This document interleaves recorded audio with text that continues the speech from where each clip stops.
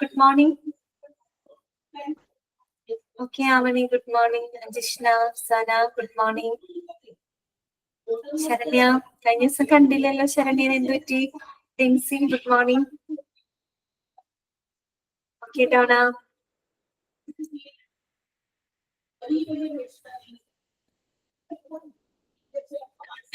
ഹോസ്പിറ്റലിലായിരുന്നു, എന്ത് പറ്റി? മോന് വല്ല സുഖമില്ലാണ്ടാണോ? അതുകൊണ്ടാണോ ഹോസ്പിറ്റലായത്? ആണോ? പനിയായിരുന്നു. Okay okay okay. കുറഞ്ഞു വന്നിട്ട്? Okay Preethi, good morning. മോൾക്ക് ഓക്കെ ഓക്കെ. എന്നിട്ട് പനി കുറഞ്ഞോ? ഇപ്പോൾ ഓക്കെ ആണ് അല്ലേ? ഓക്കെ ശരി. Okay Rithumol, good morning. ശരി, അപ്പൊ നമുക്ക് ഇന്നത്തെ ക്ലാസ് നമുക്ക് സ്റ്റാർട്ട് ചെയ്യാം കേട്ടോ. കുറച്ച് സമയം നമ്മുടെ വൈകിന്ന് തോന്നുന്നു അല്ലെ? 4 മിനിറ്റ് കഴിഞ്ഞു നമ്മുടെ. ഓക്കെ, അപ്പൊ നമ്മള് കഴിഞ്ഞ ക്ലാസ്സില് മെഡിക്കൽ ഇൻഷുറൻസിന്റെ ഏകദേശം അവസാന ഭാഗത്തേക്ക് നമ്മൾ എത്തിയിരുന്നു അല്ലെ? ഓക്കെ, അപ്പൊ അവിടെ തൊട്ട് നമുക്ക് നോക്കാം കേട്ടോ. അത്രയും വരെയുള്ള ഭാഗങ്ങള് ഓക്കെ. Fathima, good morning. അത്രയും വരെയുള്ള ഭാഗങ്ങള് ക്ലിയർ അല്ലേ നിങ്ങൾക്ക്? നോക്കിയായിരുന്നോ? ഓക്കെ, അപ്പൊ ഞാൻ ഓൺ മ്യൂട്ട് ചെയ്യാണ് കേട്ടോ.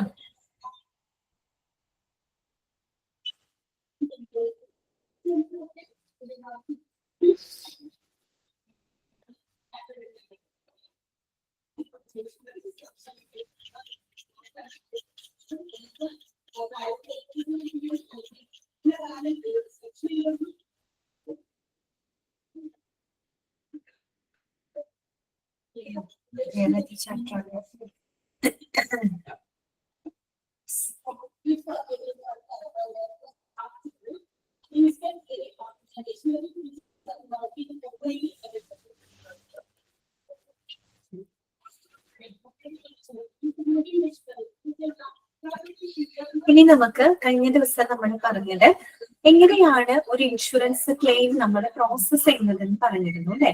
അപ്പൊ ആദ്യത്തെ സ്റ്റെപ്പ് എന്തായിരുന്നു? Raising a claim. നമ്മൾ ആദ്യം തന്നെ ഒരു ക്ലെയിം നമ്മൾ ഉന്നയിക്കണം അല്ലെ? എന്തെങ്കിലും നമുക്കൊരു അസുഖമോ അല്ലെങ്കിൽ ഒരു പരിക്കോ സംഭവിച്ചു കഴിഞ്ഞാൽ നമ്മൾ എന്ത് ചെയ്യണം? ആ വിവരം എത്രയും പെട്ടെന്ന് നമ്മൾ ഇൻഷുറൻസ് കമ്പനിയിൽ അറിയിക്കണം അല്ലെ? അതാണ് റേസിംഗ് എ ക്ലെയിം. രണ്ടാമത്തത് എന്താണ്? Filing A claim. അതായത് നമ്മൾ ആ ഒരു ക്ലെയിം നമ്മൾ എന്ത് ചെയ്യണം? അല്ലെങ്കിൽ നമ്മൾ കമ്പനിയുടെ അടുത്ത് പോയിട്ടോ അല്ലെങ്കിൽ അവരുടെ വെബ്സൈറ്റിലോ പോയിട്ട് നമ്മൾ ഫയൽ ചെയ്യണം അല്ലെ? ഓക്കെ. മൂന്നാമത്തേക്ക് നമ്മൾ എന്ത് ചെയ്തത്? ഓർമ്മയുണ്ടോ? പ്രോസസ്സാണ്. അതായത് നമ്മുടെ ക്ലെയിമിന്റെ ആധികാരികത, അതിന്റെ ജെന്യൂനിറ്റി ഉറപ്പാക്കാനുള്ള ഡോക്യുമെന്റ്സ് സബ്മിറ്റ് ചെയ്യുന്നു. കമ്പനി അത് റിവ്യൂ ചെയ്യുന്നു. അത് ഓക്കെ ആണെങ്കിൽ അപ്രൂവൽ കൊടുക്കുന്നു. അപ്രൂവൽ ചെയ്ത് കഴിഞ്ഞാൽ പിന്നെ എന്ത് ചെയ്യും? പേയ്മെന്റ് കൊടുക്കും. അതിന് നമ്മൾ പേ ഔട്ട് എന്നാണ് പറയാ അല്ലെ? ഓക്കെ, പേ ഔട്ട് എന്നാണ് പറയാ. പിന്നെ ഒരു പോളിസി ഹോൾഡർ എന്നുള്ള രീതിയിൽ നമ്മുടെ റെസ്പോൺസിബിലിറ്റീസ് എന്തൊക്കെയാണെന്ന് നമ്മുടെ പറഞ്ഞിരുന്നു അല്ലെ? അതായത് നമ്മൾ എപ്പോഴും ഒരു ഇൻഷുറൻസ് കമ്പനിയുടെ ട്രസ്റ്റ് വർത്തിനെസ്, അതിന്റെ ആ ഒരു എന്താ റിലയബിലിറ്റി നമ്മൾ എന്ത് ചെയ്തിരിക്കണം? ചെക്ക് ചെയ്തിരിക്കണം അല്ലെ? കാരണം നമ്മൾ ക്ലെയിം ചെയ്യുമ്പോൾ നമുക്ക് അധികം വൈകാതെ തന്നെ ആ ക്ലെയിം പ്രോസസ്സ് സെറ്റിൽ ആവണമെങ്കിൽ ആ കമ്പനി എത്രത്തോളം റിലയബിൾ ആണ് എന്നുള്ളത് നമ്മൾ ഉറപ്പുവരുത്തണം. അതായത് പോളിസി ഹോൾഡർ എന്നുള്ള രീതിയിൽ നമ്മുടെ റെസ്പോൺസിബിലിറ്റിയാണ്. ഓക്കെ, പിന്നെ നമ്മൾ പറഞ്ഞു നമ്മൾ എപ്പോഴും ഒരു പോളിസി എടുക്കുന്ന സമയത്ത് നമ്മുടെ ലൈഫ് ഹാബിറ്റ്, നമ്മുടെ ഹെൽത്തിന്റെ കണ്ടീഷൻസ്, അതിനെ പറ്റിയിട്ട് നമ്മൾ കമ്പനിയോട് നമ്മൾ വളരെ ട്രാൻസ്പാരന്റ് ആയിട്ട് തന്നെ നമ്മൾ അവരോട് ഡിസ്കസ് ചെയ്തിരിക്കണം അല്ലെ. എന്തിനു വേണ്ടിയിട്ടാണ്? അതായത് ഇപ്പൊ നമ്മൾ എന്തെങ്കിലും നമ്മൾ കൺസീൽ ചെയ്യുന്നു, അല്ലെങ്കിൽ എന്തെങ്കിലും നമ്മൾ ഒളിച്ചു വെക്കുന്നുണ്ട്, അല്ലെങ്കിൽ നമ്മൾ പറയുന്ന കാര്യങ്ങള് എന്തെങ്കിലും മിസ്മാച്ച് വന്നു കഴിഞ്ഞാൽ ആ ക്ലെയിം റിജക്ട് ചെയ്യാനുള്ള അധികാരം ആർക്കുണ്ട്? ഇൻഷുറൻസ് കമ്പനിക്കുണ്ട്. അതുകൊണ്ട് നമ്മൾ എല്ലാ കാര്യങ്ങളും ഓപ്പൺ ആയിട്ട് ട്രാൻസ്പാരന്റ് ആയിട്ട് തന്നെ കമ്പനിയുടെ അടുത്ത് ഡിസ്കസ് ചെയ്തിരിക്കും. ഇത്രയും വരെയാണ് നമ്മൾ കഴിഞ്ഞ ക്ലാസ്സിൽ പറഞ്ഞത് കേട്ടോ. ഇനി നമുക്ക് പഠിക്കാനായിട്ടുള്ളത് ഒരു ക്ലെയിം പ്രോസസ്സ് നിങ്ങൾക്ക് പിക്ചോറിയൽ ആയിട്ട് അവിടെ കൊടുത്തിട്ടുണ്ട് കേട്ടോ. നമ്മൾ പഠിക്കുന്നത് ബജാജ് അലയൻസിന്റെ ഹെൽത്ത് ഇൻഷുറൻസ് ക്ലെയിം പ്രോസസ്സ് അവിടെ കൊടുത്തിട്ടുണ്ട്. അപ്പൊ നമുക്ക് നോക്കാം, നമ്മൾ ഈ പറഞ്ഞ കാര്യങ്ങളൊക്കെ തന്നെയാണ് അവിടെ പറഞ്ഞിരിക്കുന്നത് കേട്ടോ, ചെയ്തിരിക്കുന്നത്. ആ പിക്ചർ നിങ്ങൾ നോക്കിയാൽ മതി. ഏത് കമ്പനിയുടെയാണ്? ബജാജ് അലയൻസ് എന്ന് പറയുന്ന ഇൻഷുറൻസ് കമ്പനിയുടെ ഒരു ക്ലെയിം പ്രോസസ് ആണ് അവിടെ കൊടുത്തിരിക്കുന്നത്. അപ്പൊ നോക്ക്, ആദ്യത്തെ സ്റ്റെപ്പ് എന്താണ്? Customer approaches network hospital for the cashless treatment. അതായത് customer approaches hospital network for the cashless treatment അല്ലെ. അതായത് കസ്റ്റമർ എന്ത് ചെയ്യാണ്? ഈ പറയുന്ന ഹോസ്പിറ്റൽ നെറ്റ്വർക്കുമായിട്ട് കോണ്ടാക്ട് ചെയ്യാണ്. അതായത് കസ്റ്റമർ എന്ന് പറഞ്ഞ പേഷ്യന്റ് ആണ്, അവര് രോഗബാധിതനാവാണ്, അവർ ഇൻഷുറൻസ് എടുത്തിട്ടുള്ള ഒരു വ്യക്തിയാണ്.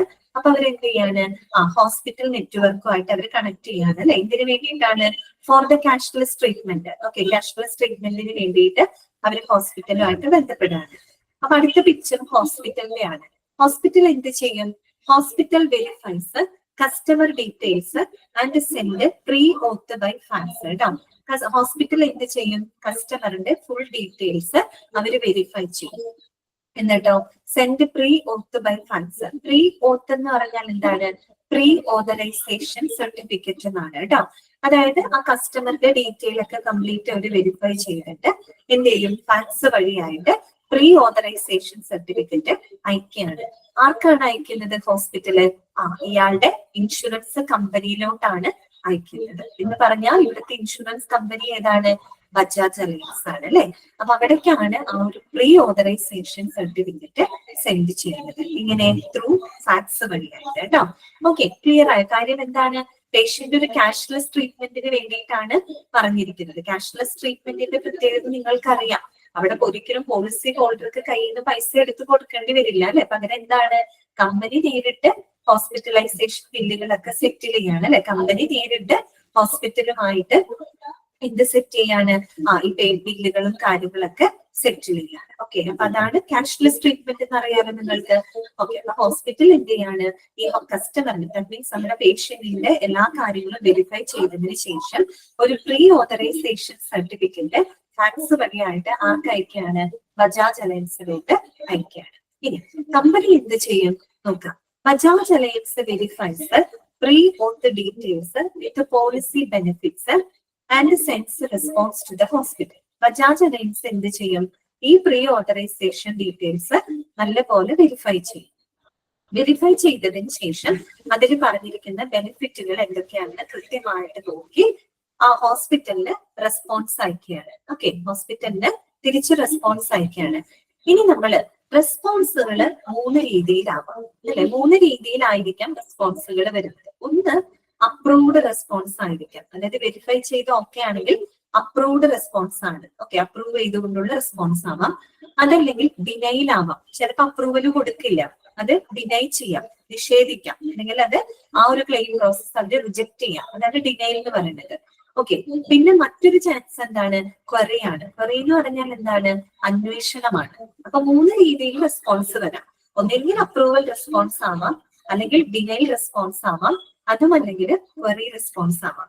ഡിനൈലൊക്കെ എപ്പോഴാണ് വരുന്നത്? ഇപ്പൊ നമ്മൾ ക്ലെയിം പ്രോസസ്സ് പറഞ്ഞു നമ്മളുടെ ക്ലെയിമിന് ജെന്യുവിനിറ്റി കൺഫേം ചെയ്യുന്ന ഡോക്യുമെന്റ്സുകൾ നമ്മൾ സബ്മിറ്റ് ചെയ്തെന്ന് പറയും.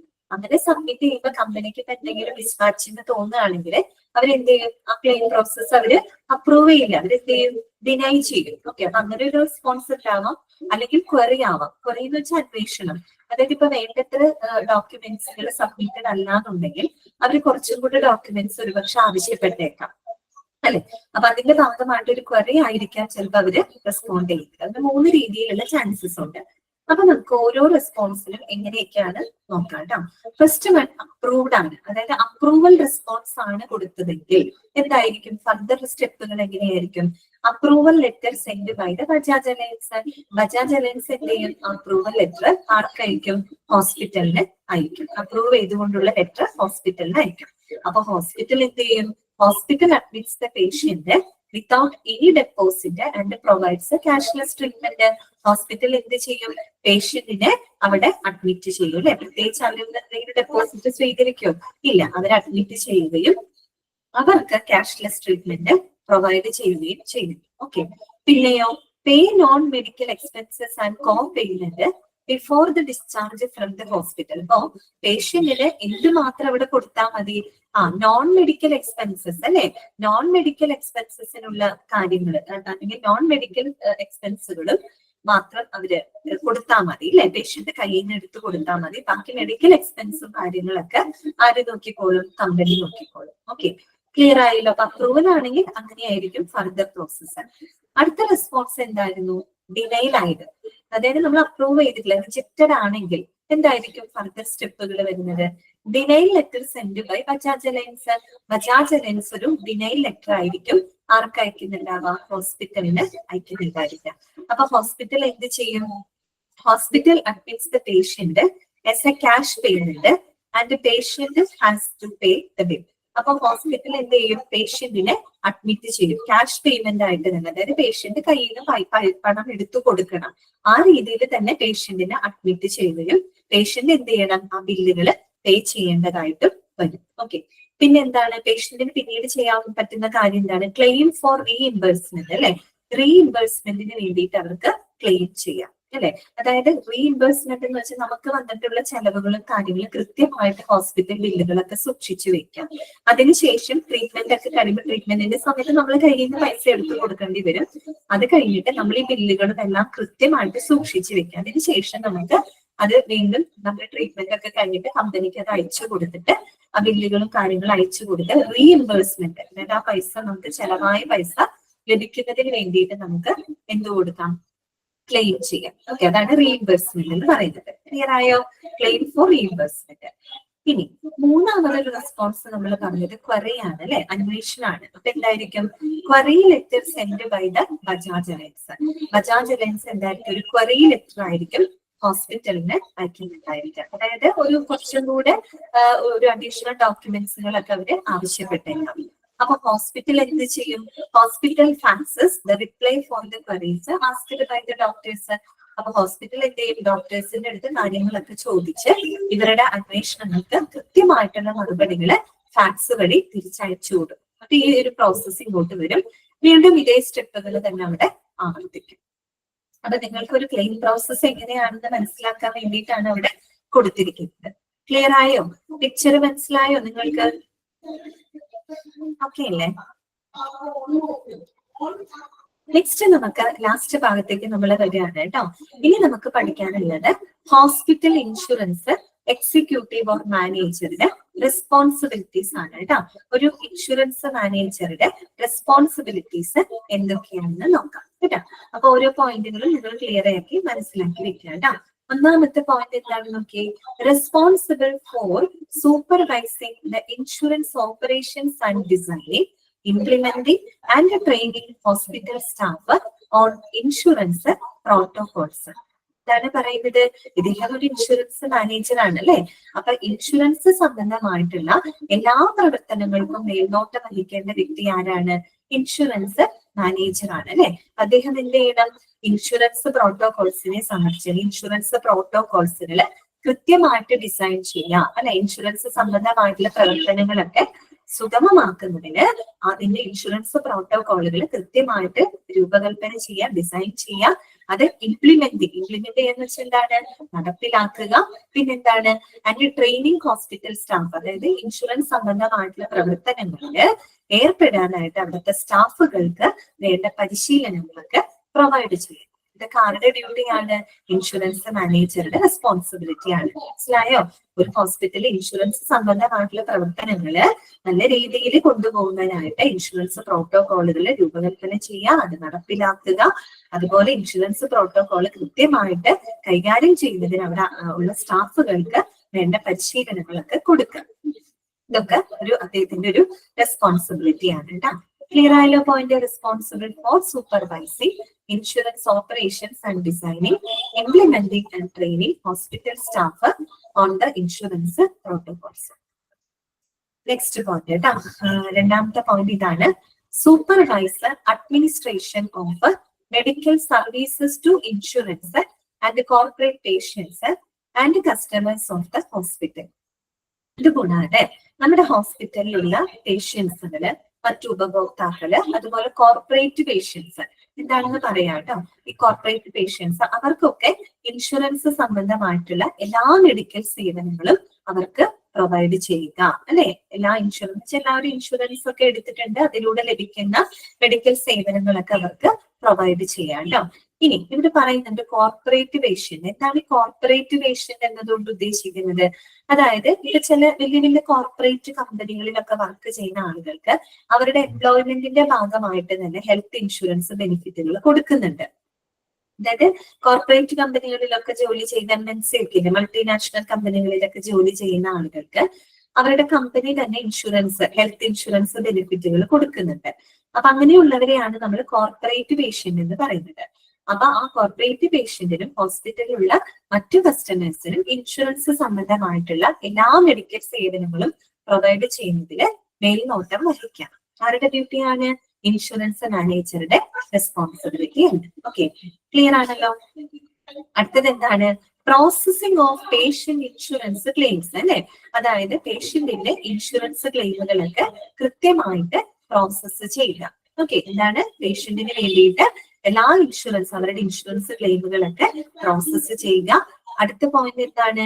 Effective collaboration with insurance companies. അതുപോലെ തന്നെ ഇൻഷുറൻസ് കമ്പനികളുമായിട്ട് നല്ല രീതിയിൽ കൊളാബറേറ്റ് ചെയ്ത് സഹകരിച്ച് പ്രവർത്തിക്കുക. ഓക്കെ, കാര്യം ഒത്തിരി പേഷ്യൻസ് ഉണ്ട്, പലരും പല പല കമ്പനികളുടെയൊക്കെ ഹെൽത്ത് ഇൻഷുറൻസ് പോളിസി എടുത്തിട്ടുള്ള ആളുകളായിരിക്കും, അല്ലെ? അപ്പൊ എന്താണ്? Effective collaboration with insurance companies, insurance കമ്പനികളുമായിട്ട് നല്ല രീതിയിൽ കൊളാബറേറ്റ് ചെയ്ത് പ്രവർത്തിക്കുക. പിന്നെന്താണ്? ടു മാക്സിമൈസ് പേഷ്യന്റ് സാറ്റിസ്ഫാക്ഷൻ, അതുപോലെ തന്നെ പേഷ്യന്റിന്റെ സംതൃപ്തി ഉറപ്പുവരുത്തുക. ടു മാക്സിമൈസ് പേഷ്യന്റ് സാറ്റിസ്ഫാക്ഷൻ, പേഷ്യന്റിന്റെ സംതൃപ്തി ഉറപ്പുവരുത്തുക. കാര്യം ഇൻഷുറൻസ് ക്ലെയിം പ്രോസസ്സുകളൊക്കെ നല്ല രീതിയിൽ പെട്ടെന്ന് അപ്രൂവ് ഒക്കെ ചെയ്യുന്നതിലൂടെ, ഈ ക്ലെയിം പ്രോസസ് ഒക്കെ പെട്ടെന്ന് നടക്കുന്നതിലൂടെ നമുക്ക് പേഷ്യന്റിന്റെ സാറ്റിസ്ഫാക്ഷൻ എന്ത് ചെയ്യാൻ പറ്റും? ഉറപ്പുവരുത്താനായിട്ട് സാധിക്കും. പിന്നെന്താണ്? To enhance the image of the hospital, അതിലൂടെ ഹോസ്പിറ്റലിന്റെ പ്രതിച്ഛായ വർദ്ധിപ്പിക്കാം. അതായത് ഇപ്പൊ ഇൻഷുറൻസ് ക്ലെയിമുകളും കാര്യങ്ങളൊക്കെ വേഗം പ്രോസസ്സിങ്ങും കാര്യങ്ങളൊക്കെ നടക്കുകയാണെങ്കിൽ മൊത്തത്തിൽ നമുക്ക് ഹോസ്പിറ്റലിന്റെ പ്രവർത്തനങ്ങൾ നമുക്ക് നല്ലൊരു ഇമേജ് ആയിരിക്കും, അല്ലെ? അതാണ് അവർ പറയുന്നത്. To enhance the image of the hospital, ഹോസ്പിറ്റലിന്റെ പ്രതിച്ഛായ വർദ്ധിപ്പിക്കുക. ഓക്കെ, അടുത്ത പോയിന്റ് എന്താണ്? To reviews insurance claims to ensure accuracy according to the agreement. അതായത് ഈ എഗ്രിമെന്റ് പ്രകാരം, കരാറ് പ്രകാരം കൃത്യത ഉറപ്പാക്കുന്നതിനായിട്ട് ഇൻഷുറൻസ് ക്ലെയിമുകള് അവലോകനം ചെയ്യുക. എന്താണ് പറയുന്നത്? To reviews insurance claims to ensure accuracy according to the agreement. അതായത് ആ ഒരു എഗ്രിമെന്റ് പ്രകാരമുള്ള കൃത്യത ഉറപ്പുവരുത്തുന്നതിനായിട്ട് ഇൻഷുറൻസ് ക്ലെയിമുകള് അവലോകനം ചെയ്യുക. അതായത് അഗ്രിമെന്റ്, ടേംസ് ആൻഡ് കണ്ടീഷൻസ് പ്രകാരം തന്നെയാണ് ക്ലെയിമുകളും കാര്യങ്ങളൊക്കെ ചെയ്തിട്ടുള്ളത് എന്ന് ഉറപ്പുവരുത്തുക കേട്ടോ. അതാണ് നമ്മൾ ഉദ്ദേശിക്കുന്നത്. പിന്നെ വരുന്ന പോയിന്റ് ഇതാണ്. To report critical issues to the management. അതായത് നമ്മുടെ ഇൻഷുറൻസ് സംബന്ധമായിട്ട് വരുന്ന ക്രിട്ടിക്കൽ ഇഷ്യൂസുകള്, പ്രശ്നങ്ങളൊക്കെ കൃത്യമായിട്ട് ആരെ അറിയിക്കാം? ഹോസ്പിറ്റൽ മാനേജ്മെന്റിനെ അറിയിക്കാം. ഓക്കെ, പിന്നെന്താണ്? To submit monthly report, insurance സംബന്ധമായിട്ടുള്ള മന്ത്ലി റിപ്പോർട്ടുകൾ സമർപ്പിക്കുക. പിന്നെ to attend and organise the insurance presentation internally or externally. ഇതാണ് പറയുന്നത്.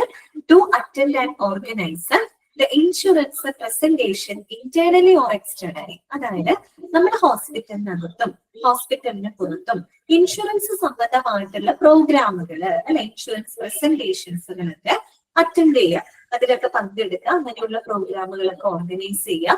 ഓക്കെ, ഹോസ്പിറ്റലിന് അകത്തായിക്കോട്ടെ ഹോസ്പിറ്റലിന് പുറത്തായിക്കോട്ടെ ഇൻഷുറൻസ് സംബന്ധമായിട്ടുള്ള പ്രോഗ്രാമുകള് അല്ലെങ്കിൽ അത്തരം പ്രസന്റേഷൻസുകളിലൊക്കെ പങ്കെടുക്കുക മാത്രമല്ല, അങ്ങനെയുള്ള പ്രോഗ്രാമുകളൊക്കെ നമ്മുടെ ഹോസ്പിറ്റലിന്റെ അകത്തൊക്കെ ഓർഗനൈസ് ചെയ്യുന്ന ഒരു ഉത്തരവാദിത്തം ആർക്കുണ്ട്? ഇൻഷുറൻസ് എക്സിക്യൂട്ടീവ് മാനേജർക്ക് ഉണ്ട്. ഓക്കെ, പിന്നെ വരുന്നത് to conduct departmental meetings weekly. ആഴ്ചതോറും ഡിപ്പാർട്ട്മെന്റൽ മീറ്റിംഗ്സുകൾ കണ്ടക്ട് ചെയ്യാം. അതായത് ഇൻഷുറൻസ് സംബന്ധമായിട്ടുള്ള ഡിപ്പാർട്ട്മെന്റൽ മീറ്റിംഗ്സുകൾ കണ്ടക്ട് ചെയ്യാം. പിന്നെ വരുന്നത് to monitor insurance discounts and rejections. എന്താണ്? To monitor insurance discounts and rejections. അതുപോലെ ഇൻഷുറൻസ് സംബന്ധമായിട്ടുള്ള ഡിസ്കൗണ്ടുകള്, അതുപോലെ ഇൻഷുറൻസ് ക്ലെയിം പ്രോസസ് ചെയ്യുന്ന സമയത്ത് ചിലപ്പോൾ എന്തെങ്കിലും റിജക്ഷൻ വരാം. നമ്മൾ നേരത്തെ ഡിനൈൽ എന്ന് പറഞ്ഞ് കണ്ടില്ലേ, റിജക്ഷൻസ് ഒക്കെ വരാം. അതൊക്കെ കൃത്യമായിട്ട് മോണിറ്റർ ചെയ്യാം. ഓക്കെ, ഇപ്പൊ നമ്മുടെ എല്ലാ ക്ലെയിം പ്രോസസ്സും അപ്രൂവ് ചെയ്ത് കിട്ടണമെന്ന് നിർബന്ധമില്ലല്ലോ, ചിലപ്പോൾ റിജക്ഷൻസ് ഒക്കെ വരാമല്ലോ. അപ്പൊ അങ്ങനെയുള്ള കാര്യങ്ങളൊക്കെ കൃത്യമായിട്ട് മോണിറ്റർ ചെയ്യാം കേട്ടോ. അതൊക്കെ ഒരു ഇൻഷുറൻസ് എക്സിക്യൂട്ടീവ് മാനേജറിന്റെ റെസ്പോൺസിബിലിറ്റി ആണ്. പിന്നെ എന്താണ് പറയുന്നത്? To make sure that insurance schemes are up to date on the system. നമുക്കറിയാം ഇന്നിപ്പോ ഹോസ്പിറ്റലിൽ നമ്മൾ സിസ്റ്റം വൈസ്ഡ് ആയിട്ടാണ് ചെയ്യുന്നത് അല്ല. അപ്പൊ അതുകൊണ്ട് സിസ്റ്റത്തിലെ ഇൻഷുറൻസ് സംബന്ധമായിട്ട് ഇൻഷുറൻസ് സ്കീമുകളെല്ലാം അപ് ടു ഡേറ്റ് ആണോ എന്നുള്ളത് ഉറപ്പുവരുത്തണം. കാര്യം പല പല പോളിസികളാണ്, പല പല ആളുകൾ പലതരത്തിലുള്ള ഇൻഷുറൻസ് കമ്പനികളിൽ നിന്ന് പല ടൈപ്പ് ഓഫ് പോളിസികളൊക്കെയാണ് എടുക്കുന്നത്. അപ്പൊ ഓരോ പോളിസിക്കും അതിൻ്റെതായ ചില എന്താ പറയാ എക്സ്ക്ലൂഷൻസ് ഉണ്ട്, ടേംസ് ആൻഡ് കണ്ടീഷൻസ് ഒക്കെ ഉണ്ട് അല്ലെ. അപ്പൊ അവയെല്ലാം തന്നെ എല്ലാ ഇൻഷുറൻസ് സ്കീമുകളും നമ്മുടെ ഹോസ്പിറ്റൽ സിസ്റ്റത്തിൽ അപ് ടു ഡേറ്റ് ആണോ അപ്ഡേറ്റഡ് ആണോ എന്ന് ഉറപ്പുവരുത്തേണ്ടതും മാനേജറുടെ റെസ്പോൺസിബിലിറ്റി ആണ്. പിന്നെ പറയുന്നത് എന്താണ്? To provide required training to staff under supervision. അതുപോലെ ഒരു ഇൻഷുറൻസ് എക്സിക്യൂട്ടീവ് മാനേജർ അദ്ദേഹത്തിന്റെ കീഴിലുള്ള സ്റ്റാഫുകൾക്ക് എന്താ പറയാ അവർക്ക് ആവശ്യമായിട്ടുള്ള മേൽനോട്ടം വയ്ക്കുക, അവർക്ക് വേണ്ട ഗൈഡൻസ് കൊടുക്കുക, അവർക്ക് സപ്പോർട്ട് കൊടുക്കുക, അവർക്ക് വേണ്ട ഇൻസ്ട്രക്ഷൻസ് ഒക്കെ കൊടുത്തുകൊണ്ട് എന്താണ് അവരെ പിന്തുണയ്ക്കുക അല്ലെ. അതാണ് അവർ പറയുന്നത് to provide the required training to staff under supervision. നമ്മുടെ എന്താ പറയുക ഹോസ്പിറ്റലിൽ ഇൻഷുറൻസ് പ്രോട്ടോകോൾസ് സംബന്ധമായിട്ടുള്ള കാര്യങ്ങളിൽ അവിടുത്തെ സ്റ്റാഫുകൾക്ക് വേണ്ട ഗൈഡൻസും പരിശീലനങ്ങളും ഒക്കെ പ്രൊവൈഡ് ചെയ്യുക. ഓക്കെ, പിന്നെ അടുത്തത് എന്താണ്? Assume the new responsibilities as and when needed. ആവശ്യമുള്ളപ്പോൾ അഡീഷണൽ ആയിട്ട് വരുന്ന എല്ലാ ഉത്തരവാദിത്തങ്ങളും നിർവഹിക്കാനുള്ള ഒരു റെസ്പോൺസിബിലിറ്റിയും ആർക്കുണ്ട്? ഇൻഷുറൻസ് എക്സിക്യൂട്ടീവ് മാനേജർക്ക് ഉണ്ട്. ക്ലിയർ ആയോ പറഞ്ഞത്? ഇത്രയുമാണ് ഒരു ഇൻഷുറൻസ് മാനേജറുടെ റെസ്പോൺസിബിലിറ്റീസ് ആയിട്ട് പറഞ്ഞത്. എന്തൊക്കെയാണ് നമ്മൾ പറഞ്ഞത്? ഒരു ഹോസ്പിറ്റലിൽ ഇൻഷുറൻസ് പ്രോട്ടോകോൾസുകളൊക്കെ അല്ലെ, ഇൻഷുറൻസ് ഓപ്പറേഷൻസ് ഏറ്റവും നല്ല രീതിയിൽ സ്മൂത്ത് ആയിട്ട് നടത്താനായിട്ട് ഇൻഷുറൻസ് പ്രോട്ടോകോളുകൾ ഡിസൈൻ ചെയ്യുക, അത് നടപ്പിലാക്കുക, അതിലെ സ്റ്റാഫുകൾക്ക് വേണ്ട പരിശീലനങ്ങൾ കൊടുക്കുക. രണ്ടാമത് നമ്മൾ എന്താ പറഞ്ഞത്? കോർപ്പറേറ്റ് പേഷ്യൻസിനും മറ്റ് ഹോസ്പിറ്റൽ ഉപഭോക്താക്കൾക്കും ഇൻഷുറൻസ് സംബന്ധമായിട്ടുള്ള മെഡിക്കൽ സേവനങ്ങൾ കൊടുക്കുന്നതിൽ മേൽനോട്ടം വഹിക്കുക, അതിലൂടെ പേഷ്യന്റിന് ഇൻഷുറൻസ് ക്ലെയിമുകൾ പ്രോസസ് ചെയ്യുക, അതുപോലെ ഇൻഷുറൻസ് കമ്പനികളുമായിട്ട് നല്ല രീതിയിൽ സഹകരിച്ച് പ്രവർത്തിക്കുക, പിന്നെ പേഷ്യന്റിന്റെ സംതൃപ്തി ഉറപ്പുവരുത്തുക, ഹോസ്പിറ്റലിന്റെ പ്രതിച്ഛായ വർദ്ധിപ്പിക്കുക, അതുപോലെ കരാറ് പ്രകാരമുള്ള കൃത്യത ഉറപ്പാക്കാനായിട്ട് ഇൻഷുറൻസ് ക്ലെയിമുകൾ അവലോകനം ചെയ്യുക, പിന്നെ ഇൻഷുറൻസ് സംബന്ധമായിട്ടുള്ള പ്രശ്നങ്ങൾ മാനേജ്മെന്റിനെ അറിയിക്കുക, അതുപോലെ തന്നെ മന്ത്ലി റിപ്പോർട്ടുകൾ സബ്മിറ്റ് ചെയ്യുക, പിന്നെ നമ്മുടെ ഹോസ്പിറ്റലിനകത്തും പുറത്തും ഈ പറയുന്ന ഇൻഷുറൻസ് പ്രോഗ്രാമുകൾ ഓർഗനൈസ് ചെയ്യുക, അത് നടപ്പിലാക്കുക, അതുപോലെ തന്നെ ആഴ്ചതോറും ഡിപ്പാർട്ട്മെന്റൽ മീറ്റിംഗ്സുകൾ കണ്ടക്ട് ചെയ്യുക, ഇൻഷുറൻസ് സംബന്ധമായിട്ടുള്ള ഡിസ്കൗണ്ടുകൾ റിജക്ഷൻസ് ഒക്കെ കൃത്യമായിട്ട് മോണിറ്റർ ചെയ്യുക, എല്ലാ ഇൻഷുറൻസ് സ്കീമുകളും ഹോസ്പിറ്റൽ സിസ്റ്റത്തിനകത്ത് അപ് ടു ഡേറ്റ് ആണെന്ന് ഉറപ്പുവരുത്തുക, പിന്നെ ഈ പറയുന്ന സ്റ്റാഫുകൾ ഇൻഷുറൻസ് മേഖലയിൽ പ്രവർത്തിക്കുന്ന സ്റ്റാഫുകൾക്ക് വേണ്ട പരിശീലനങ്ങൾ കൊടുക്കുക, അതുകൂടാണ്ട് ഇൻഷുറൻസ് സംബന്ധമായിട്ട് വരുന്ന അധിക ചുമതലകളെ നിർവഹിക്കാനുള്ള റെസ്പോൺസിബിലിറ്റി ആർക്കുണ്ട്? ഇൻഷുറൻസ് എക്സിക്യൂട്ടീവ് മാനേജർക്ക്. ക്ലിയർ ആയോ? ഓക്കെ ആയോ? അപ്പൊ ഇതോട് കൂടിയിട്ട് നമ്മുടെ മെഡിക്കൽ ഇൻഷുറൻസ് എന്ന് പറയുന്ന ചാപ്റ്റർ ഇവിടെ അവസാനിക്കുകയാണ് കേട്ടോ. കുഴപ്പമില്ലല്ലോ ചാപ്റ്റേഴ്സ്, കുറച്ച് വലിയ ചാപ്റ്റർ ആണെങ്കിൽ നമുക്ക് എളുപ്പമുള്ള ഒരു ചാപ്റ്റർ ആണ് അല്ലെ. ഓക്കെ, അപ്പൊ നമ്മൾ 3 സ്കീമുകളൊക്കെ ഇതിനകത്ത് പഠിച്ചിട്ടുണ്ട് കേട്ടോ. ESI, അതുപോലെ CGHS, RSBY, പിന്നെ എക്സ്ക്ലൂഷൻ എന്താണ്, വെയിറ്റിംഗ് പീരീഡ് എന്താണ്, വെയിറ്റിംഗ് പീരീഡിൽ വരുന്ന അസുഖങ്ങൾ എന്തൊക്കെയാണ്, പിന്നെ ഇൻഷുറൻസുമായിട്ട് ബന്ധപ്പെട്ട പ്രധാനപ്പെട്ട ടേമുകളും കാര്യങ്ങളൊക്കെ പഠിച്ചിട്ടുണ്ട്. ഓക്കെ അല്ലേ നിങ്ങൾക്ക്? എല്ലാവർക്കും ഓക്കെ അല്ലേ? വേറെ ഡൗട്ട്സുകളൊന്നും ഇല്ലല്ലോ? നമുക്ക് പുതിയൊരു ചാപ്റ്റർ തുടങ്ങല്ലേ? എങ്ങനെയാണെങ്കിൽ പുതിയൊരു ചാപ്റ്റർ നമുക്ക് തുടങ്ങാമല്ലോ. ഇനി നമുക്ക് പഠിക്കാനുള്ള ചാപ്റ്റർ 4th മൊഡ്യൂളിലെ സെൻട്രലൈസ്ഡ് മെഡിക്കൽ ഗ്യാസ് സിസ്റ്റം എന്ന് പറയുന്ന ചാപ്റ്റർ ആണ് കേട്ടോ. ഓക്കെ, അപ്പൊ നമുക്ക് അത് തുടങ്ങാം.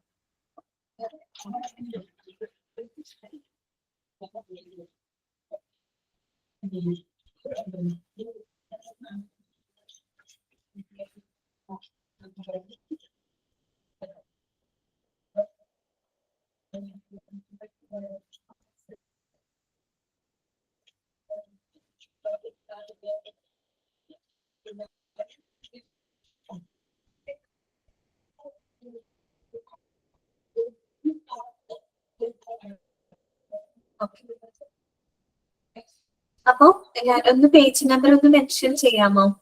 നമ്മളിനി പഠിക്കുന്നത് മൊഡ്യൂൾ 4-നകത്ത് 33 കേട്ടോ. ചാപ്റ്റർ നമ്പർ 5 ആണ് centralised medical gas system. Okay, അത് ഭയങ്കര എളുപ്പമുള്ള ഒരു ചാപ്റ്റർ ആണ് കേട്ടോ. നമുക്ക് ഈസി ആയിട്ട് പഠിക്കാൻ പറ്റുന്ന ഒരു ചാപ്റ്റർ ആണ് കേട്ടോ. പക്ഷെ ഇതിൽ ഒരുപാട് പോയിന്റുകൾ ഉണ്ട് നമുക്ക് പഠിക്കാനായിട്ട് കേട്ടോ. അപ്പോ നമുക്കത് നോക്കാം. എന്താണ് മെഡിക്കൽ ഗ്യാസ് എന്ന് പറഞ്ഞു കഴിഞ്ഞാല്? എന്തായിരിക്കും മെഡിക്കൽ ഗ്യാസ് എന്ന് പറഞ്ഞു കഴിഞ്ഞാല്? നമ്മൾ പേഷ്യൻസിന് കൊടുക്കുന്ന, അല്ലെ, എന്തിനൊക്കെയാണ് നമ്മൾ മെഡിക്കൽ ഗ്യാസുകൾ ഉപയോഗിക്കുന്നത്? നമ്മൾ ചികിത്സയ്ക്ക് ഉപയോഗിക്കുന്നുണ്ട്, അല്ലെ? ചികിത്സ, അതുപോലെ തന്നെ രോഗനിർണയം, അനസ്തേഷ്യ, അങ്ങനെയുള്ള എന്താണ് കാര്യങ്ങൾക്കൊക്കെ നമ്മൾ എന്ത് ഉപയോഗപ്പെടുത്തുന്നുണ്ട്? മെഡിക്കൽ ഗ്യാസ് ഉപയോഗിക്കുന്നുണ്ട്. ഓക്കെ, എന്തിനൊക്കെയാണ് മെഡിക്കൽ ഗ്യാസുകൾ ഉപയോഗിക്കുന്നത്? ചികിത്സ, അതുപോലെ തന്നെ ഈ പറയുന്ന രോഗനിർണയം, അനസ്തേഷ്യ തുടങ്ങിയ മെഡിക്കൽ ആവശ്യങ്ങൾക്കായിട്ട് നമ്മൾ ഉപയോഗിക്കുന്ന വാതകങ്ങളെയാണ് നമ്മൾ മെഡിക്കൽ ഗ്യാസസ് എന്ന് പറയുന്നത്. ഓക്കെ, അപ്പൊ ഈ പറയുന്ന മെഡിക്കൽ ഗ്യാസുകൾ നമ്മൾ എങ്ങനെയാണ് ഒരു പേഷ്യന്റിലേക്ക് കൊടുക്കുന്നത്? ഏത് രീതിയിലാണ് നമ്മൾ കൊടുക്കുന്നത്? ഒന്നില്ലെങ്കിൽ മാസ്ക് മുഖേന കൊടുക്കും, അല്ലെ? അല്ലെങ്കിൽ നേസൽ കാനുല വഴി കൊടുക്കും. കണ്ടിട്ടില്ലേ നിങ്ങൾ മൂക്കിലൂടെ ട്യൂബ് വെച്ചിട്ട്? അപ്പൊ ഒന്നില്ലെങ്കിൽ മാസ്ക് വഴി കൊടുക്കാം, അല്ലെങ്കിൽ നേസൽ കാനുല വഴി കൊടുക്കാം, അല്ലെങ്കിൽ എന്താണ് വെന്റിലേറ്ററുകൾ പോലെയുള്ള ഉപകരണങ്ങളിലൂടെയൊക്കെയാണ് നമ്മൾ ഈ പറയുന്ന മെഡിക്കൽ ഗ്യാസ് കൊടുക്കുന്നത്, പേഷ്യന്റിന്റെ ശരീരത്തിലോട്ട് അഡ്മിനിസ്റ്റർ ചെയ്യുന്നത്. ഓക്കെ, അപ്പോ ശരിക്കും പറഞ്ഞാല് നമ്മൾ ഈ ഒരു ചാപ്റ്റർ പഠിക്കുന്നതിന്റെ ഇമ്പോർട്ടൻസ് എന്താണ്? ഇതിന് വേണ്ടിയിട്ടാണ് നമ്മൾ ഈ സെൻട്രലൈസ്ഡ് മെഡിക്കൽ ഗ്യാസ് സിസ്റ്റത്തിനെ പറ്റി പഠിക്കുന്നതെന്ന് വെച്ചാല്, നമ്മുടെ ഹോസ്പിറ്റലില് വളരെ സേഫ് ആയിട്ട്, വളരെ സുരക്ഷിതവും അതുപോലെ വളരെ റിലയബിൾ ആയിട്ടുള്ള രീതിയിൽ വാതക വിതരണം ഉറപ്പാക്കാനായിട്ട് സെൻട്രലൈസ്ഡ് മെഡിക്കൽ ഗ്യാസ് സിസ്റ്റം പ്രവർത്തിക്കുന്നുണ്ട്. ഏതൊരു ഹോസ്പിറ്റലിലുണ്ട്, അത്യാവശ്യം എല്ലാ ഹോസ്പിറ്റലുകളിലും എന്തുണ്ട്? ഇത്തരം മെഡിക്കൽ ഗ്യാസുകൾ നമ്മൾ ഉപയോഗിക്കുന്നുണ്ട്. അപ്പൊ ഈ മെഡിക്കൽ ഗ്യാസുകൾ വളരെ സുരക്ഷിതമായിട്ടും വളരെ റിലയബിൾ ആയിട്ടുള്ള രീതിയിൽ പേഷ്യന്റിലോട്ട് എത്തിക്കാനായിട്ട്, വിതരണം നടത്തുവാനായിട്ട് സെൻട്രലൈസ്ഡ് മെഡിക്കൽ ഗ്യാസ് സിസ്റ്റം പ്രവർത്തിക്കുന്നുണ്ട്. ഓക്കെ, അപ്പൊ അതിന് അത്രയും ഇമ്പോർട്ടന്റ് ആയിട്ടുള്ള ഒരു സംവിധാനമാണ്. അപ്പൊ നമ്മൾ ഈ ചാപ്റ്ററിൽ സെൻട്രലൈസ്ഡ് മെഡിക്കൽ ഗ്യാസ് സിസ്റ്റത്തെ പറ്റി പഠിക്കുന്നുണ്ട് കേട്ടോ. എന്താണ് സെൻട്രലൈസ്ഡ് മെഡിക്കൽ ഗ്യാസ് സിസ്റ്റം? പിന്നെ നമ്മൾ ഈ മെഡിക്കൽ ഗ്യാസുകൾ ഉപയോഗിക്കുന്ന ഹോസ്പിറ്റലിലെ ഏരിയകൾ ഏതൊക്കെയാണ്? പിന്നെ പൊതുവെ നമ്മൾ ഉപയോഗിക്കുന്ന മെഡിക്കൽ ഗ്യാസുകൾ ഏതൊക്കെയാണ്? ഇമ്പോർട്ടന്റ് ആണ് കേട്ടോ. നമ്മൾ ഉപയോഗിക്കുന്ന മെഡിക്കൽ ഗ്യാസുകൾ എന്തിനൊക്കെയാണ് അത് ഉപയോഗിക്കുന്നത്? എന്തൊക്കെ കാര്യങ്ങൾക്ക് വേണ്ടിയിട്ടാണ് നമ്മൾ മെഡിക്കൽ ഗ്യാസ് ഉപയോഗിക്കുന്നത്? പിന്നെ നമുക്ക് മെഡിക്കൽ ഗ്യാസ് സിസ്റ്റത്തിന്റെ ഒരു എന്താ പറയുക സ്ട്രക്ചർ, അല്ലെങ്കിൽ ആ ഒരു സിസ്റ്റത്തിനെ പറ്റി വളരെ ഡീറ്റെയിൽഡ് ആയിട്ട് നമുക്ക് പഠിക്കാനായിട്ടുണ്ട്. പിന്നെ കളർ കോഡ് പഠിക്കാനുണ്ട്. ഓരോ മെഡിക്കൽ ഗ്യാസിനും നമ്മൾ ഓരോരോ കളർ കോഡുകളാണ് ഉപയോഗിക്കുന്നത്. അപ്പൊ ഇന്നത്തെ സ്ഥിരം ചോദ്യങ്ങൾ വരാറുണ്ട് കേട്ടോ. എപ്പോഴും കളർ കോഡിങ്ങിന് മിക്കവാറും ഒരു ക്വസ്റ്റ്യൻ ഉറപ്പാണ്. അപ്പൊ അത് അങ്ങനെയുള്ള കാര്യങ്ങൾ പഠിക്കുന്നുണ്ട്. അതൊക്കെയാണ് മെയിൻ ആയിട്ട് ഈ ചാപ്റ്ററിനകത്ത് വരുന്നത്. പിന്നെ നമ്മൾ മെഡിക്കൽ ഗ്യാസുകളൊക്കെ കൈകാര്യം ചെയ്യുമ്പോൾ ശ്രദ്ധിക്കേണ്ട, നമ്മൾ എടുക്കേണ്ട ചില മുൻകരുതലുകൾ, അതിനെ പറ്റിയിട്ടൊക്കെയാണ് ഈ ഒരു ചാപ്റ്ററിനകത്ത് ഡിസ്കസ് ചെയ്യുന്നത് കേട്ടോ. ഓക്കെ, അപ്പൊ ഒരു ഐഡിയ നിങ്ങൾക്ക് കിട്ടിയിട്ടുണ്ടാവും. ഐഡിയ കിട്ടിയില്ലേ? മെഡിക്കൽ ഗ്യാസ് സിസ്റ്റത്തിനെ പറ്റി ഒരു ഐഡിയ കിട്ടിയോ നിങ്ങൾക്ക്? ഓക്കെ, നമുക്ക് വായിക്കാം കേട്ടോ. Introduction. Medical gases are the gases administered to the patients കേട്ടോ. അണ്ടർലൈൻ ചെയ്ത് വയ്ക്കാം.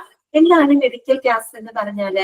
Medical gases are the gases administered to the patients. നമ്മൾ പേഷ്യന്റിലേക്ക് അഡ്മിനിസ്റ്റർ ചെയ്യുന്ന ഗ്യാസുകളെയാണ് മെഡിക്കൽ ഗ്യാസസ് എന്ന് പറയുന്നത്. ഓക്കെ, അപ്പൊ നോക്കാം.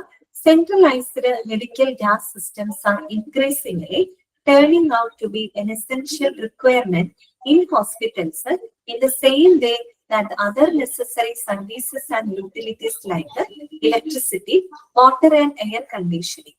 അതായത് ഇവരെന്താ പറയുന്നത്, ആ ഒരു സെൻട്രലൈസ്ഡ് മെഡിക്കൽ ഗ്യാസ് സിസ്റ്റത്തിന്റെ ഇമ്പോർട്ടൻസിനെ പറ്റിയിട്ടാണ് അവർ പറയുന്നത്. അതായത് ഒരു ഹോസ്പിറ്റലില് ഇലക്ട്രിസിറ്റി, അതുപോലെ വാട്ടർ സപ്ലൈ എന്നൊക്കെ പറയുന്നത് നമുക്കറിയാം ഏറ്റവും അടിസ്ഥാനപരമായിട്ടുള്ള ആവശ്യങ്ങളാണ് അല്ലെ. അപ്പൊ അത്തരത്തിലുള്ള ഫെസിലിറ്റികൾക്ക് എത്രത്തോളം പ്രാധാന്യമുണ്ടോ അത്രത്തോളം തന്നെ പ്രാധാന്യം എന്തിനുണ്ട്, ഈ പറയുന്ന മെഡിക്കൽ ഗ്യാസ് സിസ്റ്റത്തിനുണ്ട്. അതിന്റെ ഒരു ഇമ്പോർട്ടൻസ് മനസ്സിലാക്കാൻ വേണ്ടിയിട്ടാണ് അങ്ങനെ പറഞ്ഞത് കേട്ടോ. നമുക്കറിയാം ഒരു ഹോസ്പിറ്റലിൽ ഇലക്ട്രിക് സപ്ലൈ ഇല്ലാതെ, വാട്ടർ സപ്ലൈ ഇല്ലാതെ ഹോസ്പിറ്റലിലെ പ്രവർത്തനങ്ങൾ നടത്താൻ പറ്റുമോ? നമുക്ക് ഒരിക്കലും നടത്താൻ പറ്റില്ല. അതൊക്കെ എന്ന് പറഞ്ഞാൽ ഏറ്റവും ബേസിക് ആയിട്ടുള്ള കാര്യങ്ങളാണ് അല്ലെ. അപ്പൊ അതിന് എത്രത്തോളം ഇമ്പോർട്ടൻസ് ഉണ്ടോ അതുപോലെ തന്നെ ഇമ്പോർട്ടന്റ് ആയിട്ടുള്ള ഒന്നാണ് എന്ത്, സെൻട്രലൈസ്ഡ് മെഡിക്കൽ ഗ്യാസ് സിസ്റ്റം. അതെന്ന് പറയുന്നത് ഏറ്റവും പറഞ്ഞ ഒരു ബേസിക് ആയിട്ടുള്ള ഒരു ആവശ്യം തന്നെയാണ് അല്ലെ. ഓക്കെ, അപ്പൊ നോക്കാം. Medical gases which are the gases used in medical procedures are used for the treatment, for anesthesia and some for driving the medical devices and tools. നേരത്തെ പറഞ്ഞ കാര്യങ്ങളാണ് കേട്ടോ. മെഡിക്കൽ ഗ്യാസ് എന്തിനൊക്കെ നമ്മൾ ഉപയോഗിക്കുന്നുണ്ട്? It is used four treatment അല്ലെ, ചികിത്സയ്ക്ക് ഉപയോഗിക്കുന്നുണ്ട്. അനസ്തേഷ്യ അല്ലെ, അനസ്തേഷ്യ പർപ്പസിന് നമ്മൾ ഉപയോഗിക്കുന്നുണ്ട്. ഡയഗ്നോസിസിന് ഉപയോഗിക്കുന്നുണ്ട്, രോഗനിർണയത്തിന് ഉപയോഗിക്കുന്നുണ്ട് കേട്ടോ. പിന്നെ അതുകൂടാതെ four driving the medical devices and tools, ചില മെഡിക്കൽ ഉപകരണങ്ങള്, മെഡിക്കൽ ടൂൾസുകളെ എന്താണ് പ്രവർത്തിപ്പിക്കാൻ, പവർ ചെയ്യുന്നതിന് വേണ്ടിയിട്ടും നമ്മൾ എന്ത് ഉപയോഗിക്കുന്നുണ്ട്? മെഡിക്കൽ ഗ്യാസുകൾ ഉപയോഗിക്കുന്നുണ്ട്. ഓക്കെ, ക്ലിയർ ആയോ പറഞ്ഞത്? അത്രയും ഇമ്പോർട്ടന്റ് ആണ് കേട്ടോ. മെഡിക്കൽ ഗ്യാസ് എന്ന് വെച്ചാൽ നമ്മൾ പേഷ്യന്റിന് അഡ്മിനിസ്റ്റർ ചെയ്യുന്ന ഗ്യാസസ് ആണ്. അതിന് അത്രയേറെ ഇമ്പോർട്ടൻസ് ഉണ്ട്. മെഡിക്കൽ ഗ്യാസുകൾ നമ്മൾ ചികിത്സയ്ക്ക്, രോഗനിർണയത്തിന്, അനസ്തേഷ്യ പർപ്പസിന്, പിന്നെ ചില മെഡിക്കൽ ഉപകരണങ്ങളെ പവർ ചെയ്യുന്നതിനും നമ്മൾ മെഡിക്കൽ ഗ്യാസുകൾ ഉപയോഗിക്കുന്നുണ്ട്. ഓക്കെ, അത്രയേ ഉള്ളൂ കേട്ടോ അതിനകത്ത്. ഇനി നമുക്ക് പഠിക്കാനുള്ളത് medical gas use areas in hospitals. ഇനി ഹോസ്പിറ്റൽസിലെ ഏതൊക്കെ ഏരിയകളിലാണ് മെഡിക്കൽ ഗ്യാസുകൾ നമ്മൾ ഉപയോഗിക്കുന്നത് കേട്ടോ. ഓക്കെ, നമുക്ക് നോക്കാം എവിടെയൊക്കെയാണ് ഉപയോഗിക്കുന്നത്. The departments that use medical gases in hospitals consist of rooms, recovery room, diagnostic procedure and intervention areas, obstructives and gynaecology wards, ICU, general wards etcetera. കണ്ടോ? അപ്പൊ ഒട്ടുമിക്ക ഏരിയകളിൽ എന്ത് ഉപയോഗിക്കുന്നുണ്ട്? മെഡിക്കൽ ഗ്യാസ് ഉപയോഗിക്കുന്നുണ്ട്. എവിടെയൊക്കെ ഉപയോഗിക്കുന്നുണ്ട്? റൂമുകളിൽ ഉപയോഗിക്കുന്നുണ്ട്. ഒന്നും ജസ്റ്റ് നോട്ട് ചെയ്ത് വെച്ചാൽ മതി കേട്ടോ. റൂമിൽ ഉപയോഗിക്കുന്നുണ്ട്. റിക്കവറി റൂം അല്ലെ, നമ്മളിപ്പോ ഈ ഒരു സർജറി ഒക്കെ കഴിഞ്ഞ് ആ ഒരു അനസ്തേഷ്യയുടെ ഇഫക്റ്റ് മാറുന്നത് വരെ നമ്മൾ പേഷ്യന്റിനെ എങ്ങോട്ട് മാറ്റും? റിക്കവറി റൂമിലോട്ട് മാറ്റും അല്ലെ. അപ്പൊ ഈ റിക്കവറി റൂമിൽ ഉപയോഗിക്കുന്നുണ്ട്. ഡയഗ്നോസ്റ്റിക് പ്രൊസീജിയേഴ്സ് റൂം, അതായത് ഇപ്പൊ ലാബുകളില്, അതുപോലെ റേഡിയോളജി ഡിപ്പാർട്ട്മെന്റിലൊക്കെ നമ്മൾ മെഡിക്കൽ ഗ്യാസ് ഉപയോഗിക്കുന്നുണ്ട്. അതുപോലെ ഇന്റർവെൻഷൻ ഏരിയാസ്. ഇന്റർവെൻഷൻ ഏരിയ എന്ന് പറഞ്ഞാൽ എന്താണ്? ട്രീറ്റ്മെന്റ് ഏരിയ എന്ന് അർത്ഥം കേട്ടോ. ട്രീറ്റ്മെന്റ് ഏരിയ തന്നെയാണ്. അവിടെ സ്റ്റാഫുകൾ ഉണ്ടാവും, അത്യാവശ്യം മെഡിക്കൽ എക്യുപ്മെന്റ്സുകളും ഡിവൈസസ് ഒക്കെ ഉണ്ടായിരിക്കും കേട്ടോ. അപ്പൊ അങ്ങനെയുള്ള ഇന്റർവെൻഷൻ ഏരിയാസ്. പിന്നെ ഒബ്സ്ട്രക്റ്റീവ്സ് ആൻഡ് ഗൈനക്കോളജി വാർഡ്, രണ്ടും നമുക്കറിയാം അല്ലെ. ഒബ്സ്ട്രക്റ്റീവ്സ് എന്താണ്? അമ്മയ്ക്കും കുഞ്ഞിനും ഒക്കെ ഒരുപോലെ പരിചരണം കൊടുക്കുന്ന ഏരിയകളാണ്. അതുപോലെ തന്നെ ഗൈനക്കോളജി വാർഡുകള് ICU ഉപയോഗിക്കുന്നുണ്ട്. ജനറൽ വാർഡുകളിലൊക്കെ എന്ത് ഉപയോഗിക്കുന്നുണ്ട്? മെഡിക്കൽ ഗ്യാസുകൾ പ്രയോജനപ്പെടുത്തുന്നുണ്ട്. ഓക്കെ, അടുത്തത് equipment is connected to the medical gas pipeline system via station outlet. ഇവിടെ ഒരു പിക്ചർ നിങ്ങൾ കണ്ടോ? ഇത് സ്റ്റേഷൻ ഔട്ട്ലെറ്റിന്റെ പിക്ചർ ആണ്. ഔട്ട്ലെറ്റ് എന്ന് പറയുന്നത് എന്താണ്? അതിലൂടെയാണ് നമ്മൾ മെഡിക്കൽ ഗ്യാസുകൾ സപ്ലൈ ചെയ്യുന്നത്. അതായത് എക്യുപ്മെന്റ് എന്ന് പറയുമ്പോൾ ഞാൻ നേരത്തെ പറഞ്ഞു, നമ്മൾ ഈ മെഡിക്കൽ ഗ്യാസ് ഒരു പേഷ്യന്റിലോട്ട് എങ്ങനെ അഡ്മിനിസ്റ്റർ ചെയ്യുന്നത്? ചില എക്യുപ്മെന്റ്സിലൂടെയാണ് അല്ലെ. ചിലപ്പോൾ നമ്മൾ മാസ്കുകൾ ഉപയോഗിച്ചിട്ടായിരിക്കാം, മാസ്കുകളിലൂടെ ആവാം, നേസൽ കാനുല വഴിയായിരിക്കാം, വെന്റിലേറ്ററിലൂടെ ആയിരിക്കാം നമ്മൾ ഈ പറയുന്ന മെഡിക്കൽ ഗ്യാസുകൾ രോഗിയുടെ ശരീരത്തിലേക്ക് എത്തിക്കുന്നത് അല്ലെ. അപ്പൊ ഇത്തരത്തിലുള്ള എക്യുപ്മെന്റ് നമ്മുടെ പൈപ്പ് ലൈൻ ഗ്യാസ് സിസ്റ്റവുമായിട്ട് കണക്ട് ചെയ്യുന്നത് എന്തിലൂടെയാണ്? ഇങ്ങനെയുള്ള ഔട്ട്ലെറ്റുകൾ മുഖേനയാണ് അല്ലെ. ഔട്ട്ലെറ്റുകൾ, ഈ ഔട്ട്ലെറ്റ് എന്ന് പറഞ്ഞ ഒരു കണക്റ്റിംഗ് ലിങ്ക് ആണ് അല്ലെ. നമ്മൾ ഈ പറയുന്ന എക്യുപ്മെന്റിനെ സെൻട്രലൈസ്ഡ് മെഡിക്കൽ പൈപ്പ് ലൈൻ സംവിധാനവുമായിട്ട് കണക്ട് ചെയ്യുന്ന, അല്ലെങ്കിൽ അത് കണക്ട് ചെയ്യുന്നത് ഇതിലൂടെയാണ്, ഔട്ട്ലെറ്റ് ആണ്. ഈ ഔട്ട്ലെറ്റ് ഓൺ ചെയ്യുമ്പോഴാണ് മെഡിക്കൽ പൈപ്പ് ലൈൻ സിസ്റ്റത്തിൽ നിന്ന് വാതകങ്ങള് നമ്മുടെ പെർട്ടിക്കുലർ എക്യുപ്മെന്റിലോട്ട് എത്തുന്നത്. ആ എക്യുപ്മെന്റ് വഴിയായിട്ടാണ് നമ്മൾ ബോഡിയിലേക്ക്, പേഷ്യന്റിന്റെ ബോഡിയിലോട്ട് ആ ഗ്യാസിനെ നമ്മൾ അഡ്മിനിസ്റ്റർ ചെയ്യുന്നത്. ഓക്കെ, ക്ലിയർ ആയല്ലോ? അപ്പൊ അതൊന്ന് ജസ്റ്റ് അണ്ടർലൈൻ ചെയ്യാം കേട്ടോ. Equipment is connected to medical gas pipe line system through dash. ഇതിലൂടെയാണ് സ്റ്റേഷൻ ഔട്ട്ലെറ്റ്സ് കേട്ടോ.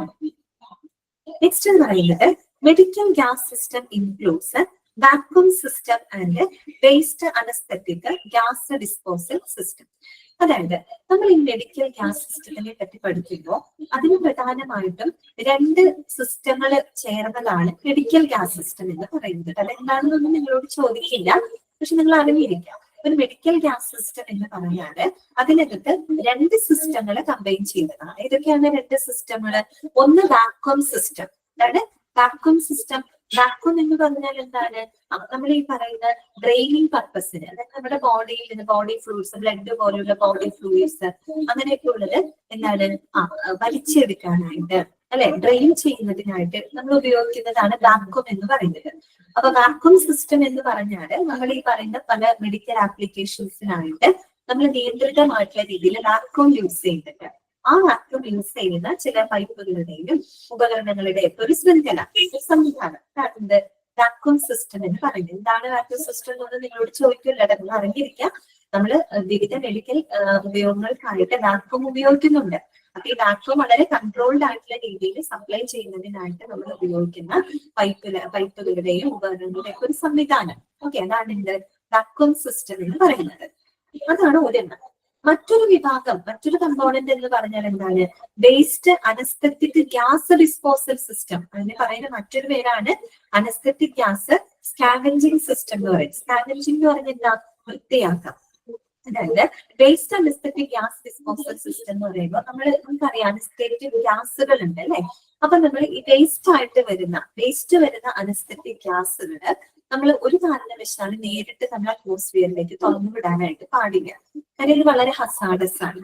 ഓക്കെ, അപ്പോ ഇങ്ങനെ ഉണ്ടാകുന്ന വേസ്റ്റ് അനസ്തെറ്റിക് ഗ്യാസുകള് നമ്മൾ എവിടെ നിന്നാണോ ജനറേറ്റ് ചെയ്യുന്നത് അവിടെ നിന്ന് തന്നെ നമ്മൾ അതിനെ ക്യാപ്ചർ ചെയ്തിട്ട് നമ്മൾ എത്രയും പെട്ടെന്ന് അതിന് ഡിസ്പോസ് ചെയ്ത് കളയണം. കാര്യം ഒരു കാരണവശാലും ആ വേസ്റ്റ് അനസ്തെറ്റിക് ഗ്യാസുകൾ അത് അറ്റ്മോസ്ഫിയറിലേക്ക് വിടാനായിട്ട് പാടില്ല. ഇവിടെ നിന്നാണോ ആ വേസ്റ്റ് വരുന്നത് അതിനെ അവിടെ വെച്ച് തന്നെ ആ ഓൺ ദി സ്പോട്ടിൽ തന്നെ ക്യാപ്ചർ ചെയ്ത് അതിന് ഡിസ്പോസ് ചെയ്ത് കളയണം. അപ്പൊ അതിനായിട്ട് ഉപയോഗിക്കുന്ന ചില പൈപ്പ് ലൈൻ സംവിധാനങ്ങളുടെ ഒരു സിസ്റ്റമാണ് waste anaesthetic gas disposal system അഥവാ അനസ്തെറ്റിക് ഗ്യാസ് സ്കാവെഞ്ചിങ് സിസ്റ്റം എന്ന് പറയുന്നത്. അപ്പൊ ഈ രണ്ട് സിസ്റ്റങ്ങളും കൂടി ചേർന്നതാണ് എന്ത്? മെഡിക്കൽ ഗ്യാസ് സിസ്റ്റം എന്ന് പറയുന്നത്. ക്ലിയർ ആയോ? മെഡിക്കൽ ഗ്യാസ് സിസ്റ്റം എന്ന് പറയുമ്പോൾ വാക്വം സിസ്റ്റം ഉണ്ട്, വേസ്റ്റ് അനസ്തെറ്റിക് ഗ്യാസ് സിസ്റ്റം കൂടെ ചേർന്നതാണ്. ഓക്കെ, ഇത്രയും കാര്യങ്ങൾ ക്ലിയർ ആണോ? മനസ്സിലായോ? ഓക്കെ, ഒന്ന് ജസ്റ്റ് വായിച്ചു നോക്കി. ആ ഇൻട്രൊഡക്ഷനും medical gas use areas in hospitals ഒന്ന് ജസ്റ്റ് ഒന്ന് വായിച്ചു നോക്കി. ക്ലിയർ ആയോ നോക്കി?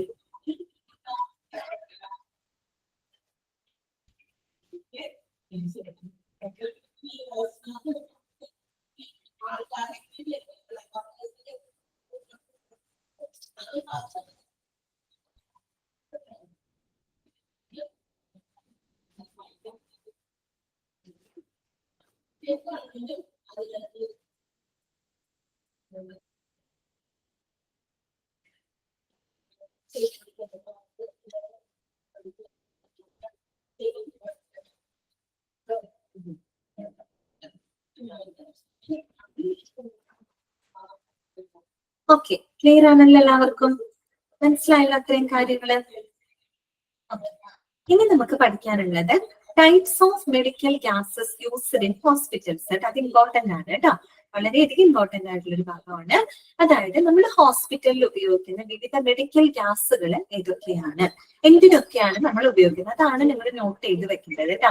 അപ്പൊ നമുക്ക് പ്രധാനമായിട്ടും 7 എണ്ണമാണ് പഠിക്കാനുള്ളത് കേട്ടോ. ഒന്ന് വന്നിട്ട് medical air, 2 oxygen, then carbon dioxide, 4 nitrogen, 5 nitrous oxide, 6 vacuum, 7th one compressed air. ഇത്രയും മെഡിക്കൽ ഗ്യാസുകളാണ് നമുക്ക് പഠിക്കാനായിട്ടുള്ളത് കേട്ടോ. 7 എണ്ണം ഉണ്ട്. ഓക്കെ, അപ്പൊ നിങ്ങൾ ഓരോന്നും പഠിക്കുമ്പോൾ ഓരോന്നും എന്തിനൊക്കെയാണ് ഉപയോഗിക്കുന്നത് എന്നുള്ളത് കൃത്യമായിട്ട് മനസ്സിലാക്കി വെക്കുക കേട്ടോ. ഫസ്റ്റ് താഴെ നമുക്ക് നോക്കാം. ഫസ്റ്റ് വൺ എന്താണ്? മെഡിക്കൽ എയർ ആണ് കേട്ടോ. ഇതാണ് മെഡിക്കൽ എയർ. എന്താണ് മെഡിക്കൽ എയർ എന്ന് പറഞ്ഞു കഴിഞ്ഞാൽ നോക്കിയേ, medical air means a clean supply of compressed air. കണ്ടോ, കംപ്രസ്ഡ് എയർ ആണ്, അതൊന്ന് അണ്ടർലൈൻ ചെയ്ത് വെക്കുക കേട്ടോ. Medical air means a clean supply of compressed air used in hospitals and health care facilities to distribute medical gas. അതായത് നമ്മൾ ഈ medical ഗ്യാസുകൾ distribute ചെയ്യുന്നതിന് വേണ്ടിയിട്ട് നമ്മുടെ ഹോസ്പിറ്റൽ അല്ലെങ്കിൽ ഹെൽത്ത് കെയർ ഫെസിലിറ്റിയിൽ ഉപയോഗിക്കുന്ന കംപ്രസ്ഡ് എയറിനെയാണ് നമ്മൾ മെഡിക്കൽ എയർ എന്നതുകൊണ്ട് ഉദ്ദേശിക്കുന്നത്. അപ്പൊ മെഡിക്കൽ എയർ എന്ന് പറഞ്ഞാൽ എന്താണ് നിങ്ങളുടെ മനസ്സിലോട്ട് വരുന്നത്? It is A compressed air ആണ്. കംപ്രസ്ഡ് എയർ എന്ന് പറഞ്ഞാൽ എന്താണ്? സാധാരണ വായുവിനെ നമ്മൾ എന്താണ് വളരെ ഉയർന്ന മർദ്ദത്തിൽ നമ്മൾ അതിനെ എന്ത് ചെയ്യാണ്? കംപ്രസ് ചെയ്യാണ്. കംപ്രസ് ചെയ്യാന്ന് വെച്ചാൽ എന്താ? നമ്മൾ ചുരുക്കുകയാണ് അല്ലെ. അതായത് നോർമൽ പ്രഷറിലല്ല, അതിനേക്കാളും കൂടിയ പ്രഷറിൽ, അത്യാവശ്യം ഉയർന്ന മർദ്ദത്തിൽ നമ്മൾ സാധാരണ നമ്മുടെ വായുവിനെ തന്നെ നമ്മൾ എന്ത് ചെയ്യാണ്? കംപ്രസ് ചെയ്യാണ് അല്ലെ, ചുരുക്കുകയാണ്. ഓക്കെ, അപ്പൊ ഈ കംപ്രസ് ചെയ്യുമ്പോൾ അതിലൊരുപാട് ഗുണങ്ങളുണ്ട്. എന്താണെന്നറിയോ? നമുക്ക് ഇങ്ങനെ എയറിനെ കംപ്രസ് ചെയ്യുമ്പോൾ നമുക്ക് ഈസി ആയിട്ട് അതിനെ ട്രാൻസ്പോർട്ട് ചെയ്യാനായിട്ട് പറ്റും. മനസ്സിലായി? നമ്മൾ എയറിനെ കംപ്രസ് ചെയ്യുമ്പോൾ സാധാരണ മർദ്ദത്തിൽ നിന്ന് ഉയർന്ന മർദ്ദത്തിലാണ് നമ്മൾ അതിനെ ചുരുക്കുന്നത്, കംപ്രസ് ചെയ്യുന്നത്. അപ്പൊ നമുക്ക് ആ ഒരു എയറിനെ നമുക്ക് ഒരു സ്ഥലത്ത് നിന്ന് മറ്റൊരു സ്ഥലത്തേക്ക് നമുക്ക് ട്രാൻസ്പോർട്ട് ചെയ്യാനായിട്ട് ഈസിയാണ്. പിന്നെ മറ്റൊരു ഗുണം എന്താന്ന് വെച്ചാൽ നമ്മൾ ഇങ്ങനെ കംപ്രസ് ചെയ്യുമ്പോൾ ധാരാളം പാത്തോജൻസിനെ, കണ്ടാമിനൻസിനെ ഒക്കെ നമുക്ക് നശിപ്പിക്കാനായിട്ട് സാധിക്കും. ഓക്കെ, കാര്യം സാധാരണ മർദ്ദത്തിലല്ല, വളരെ ഉയർന്ന മർദ്ദത്തിലാണ് നമ്മൾ അങ്ങനെ കംപ്രസ് ചെയ്യുമ്പോൾ ആ വായുവിനകത്തുള്ള രോഗാണുക്കള്, പാത്തോജൻസുകൾ, മറ്റുള്ള കണ്ടാമിനൻസുകൾ, ഈ പൊല്യൂട്ടഡ് ആയിട്ടുള്ള ഐറ്റംസുകളെയൊക്കെ നമുക്ക് എന്ത് ചെയ്യാൻ പറ്റും? അതിനെയൊക്കെ നമുക്ക് റിമൂവ് ചെയ്യാനായിട്ട് പറ്റും. ശരിക്കും പറഞ്ഞാൽ നമുക്ക് അവിടെ പ്യൂരിഫിക്കേഷൻ നടക്കും. എയറിനെ നമുക്ക് പ്യൂരിഫൈ ചെയ്യാനായിട്ട് സാധിക്കും. മനസ്സിലായോ? അങ്ങനെ പ്യൂരിഫൈ ചെയ്തിട്ടുള്ള എയർ ആണ് നമ്മൾ ഇതിന് ഉപയോഗിക്കുന്ന പേഷ്യൻസിന് കൊടുക്കുകയുള്ളൂ അല്ലെ. കാര്യം it is A medical air ആണ് അല്ലെ. അപ്പൊ അതാണ് അതിന്റെ ഒരു പ്രത്യേകത. അപ്പൊ അങ്ങനെ കംപ്രസ് ചെയ്ത വായുവിനെ സംബന്ധിച്ച് അവിടെ പ്രത്യേകിച്ച് എന്താ പറയാ, മറ്റുള്ള പൊല്യൂട്ടൻസുകളോ കണ്ടാമിനൻസുകളോ അല്ലെങ്കിൽ പ്രത്യേകിച്ച് ഓയിൽ കണ്ടന്റുകളോ അല്ലെങ്കിൽ ഓർഡർ, പ്രത്യേകിച്ച് സ്മെല്ലോ അങ്ങനെയൊന്നും ഉണ്ടായിരിക്കില്ല. വളരെ പ്യൂരിഫൈഡ് ആയിട്ടുള്ള എയർ ആയിരിക്കും. ഓക്കെ, അപ്പൊ അതാണ് അവിടെ പറയുന്നത് കേട്ടോ. അപ്പൊ medical air means a clean supply of compressed air used in hospitals and health care facilities to distribute medical gas. അപ്പൊ ഇങ്ങനെ കംപ്രസ്ഡ് എയർ ആണെന്ന് നോക്കുക കേട്ടോ. അതിന്റെ പ്രത്യേകത എന്താണ്? It is free of pollution and particles അല്ലെ. അതിനകത്ത് വേറെ പൊല്യൂഷൻസോ മറ്റുള്ള പാർട്ടിക്കിൾസോ ഒന്നും തന്നെ ഉണ്ടായിരിക്കില്ല അല്ലെ. It has no oil or odours, പ്രത്യേകിച്ച് ഓയിൽ കണ്ടന്റോ ഓർഡർ എന്ന് വെച്ചാൽ സ്മെല്ല്, പ്രത്യേകിച്ച് സ്മെല്ലോ കാര്യങ്ങളോ ഒന്നും ഉണ്ടായിരിക്കില്ല. എന്ന് വെച്ചാൽ അത് പ്യൂരിഫൈഡ് ആയിട്ടുള്ള എയർ ആയിരിക്കും അല്ലെ. ഓക്കെ, ഇനി എന്താണ് പറയുന്നത്? And is dry to block the water buildup in the facilities pipe line. ഇനി നമ്മൾ ഇങ്ങനെയുള്ള മെഡിക്കൽ, അതിനെയാണ് നമ്മൾ മെഡിക്കൽ എയർ എന്ന് പറയുന്നത്.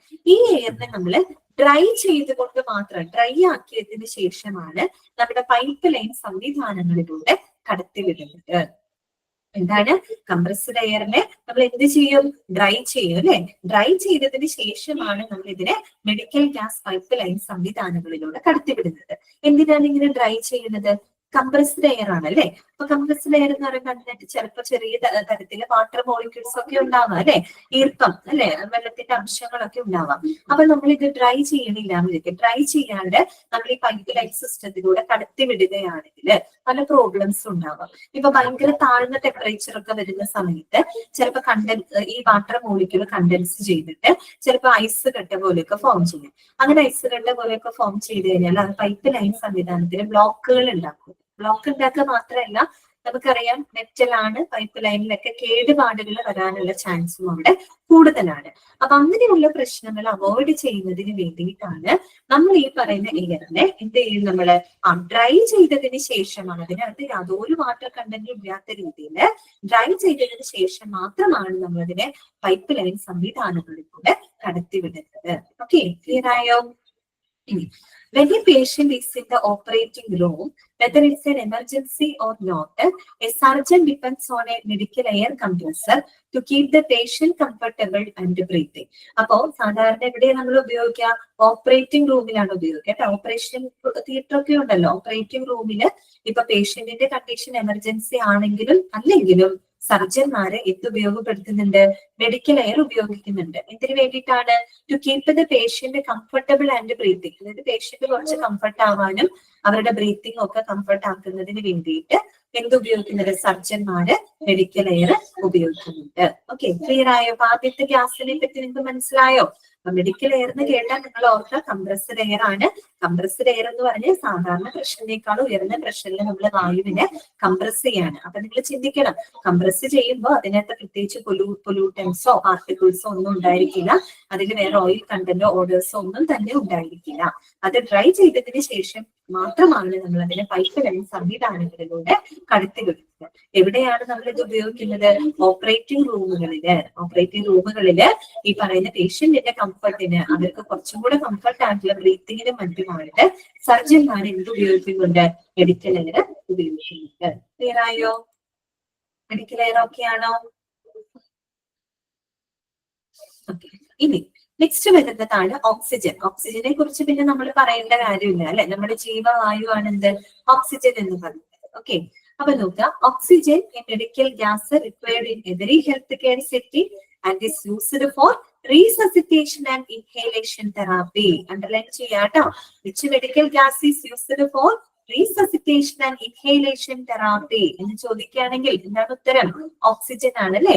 നമുക്കറിയാം എല്ലാ ഹെൽത്ത് കെയർ സെറ്റിങ്ങിലും നമ്മൾ ഈ പറയുന്ന റീസസിറ്റേഷന്, നമ്മുടെ ഇൻഹേലേഷൻ, ശ്വസനത്തിനും മറ്റുമായിട്ടൊക്കെ നമ്മൾ ഉപയോഗിക്കുന്നത് ഏത് മെഡിക്കൽ ഗ്യാസ് ആണ്?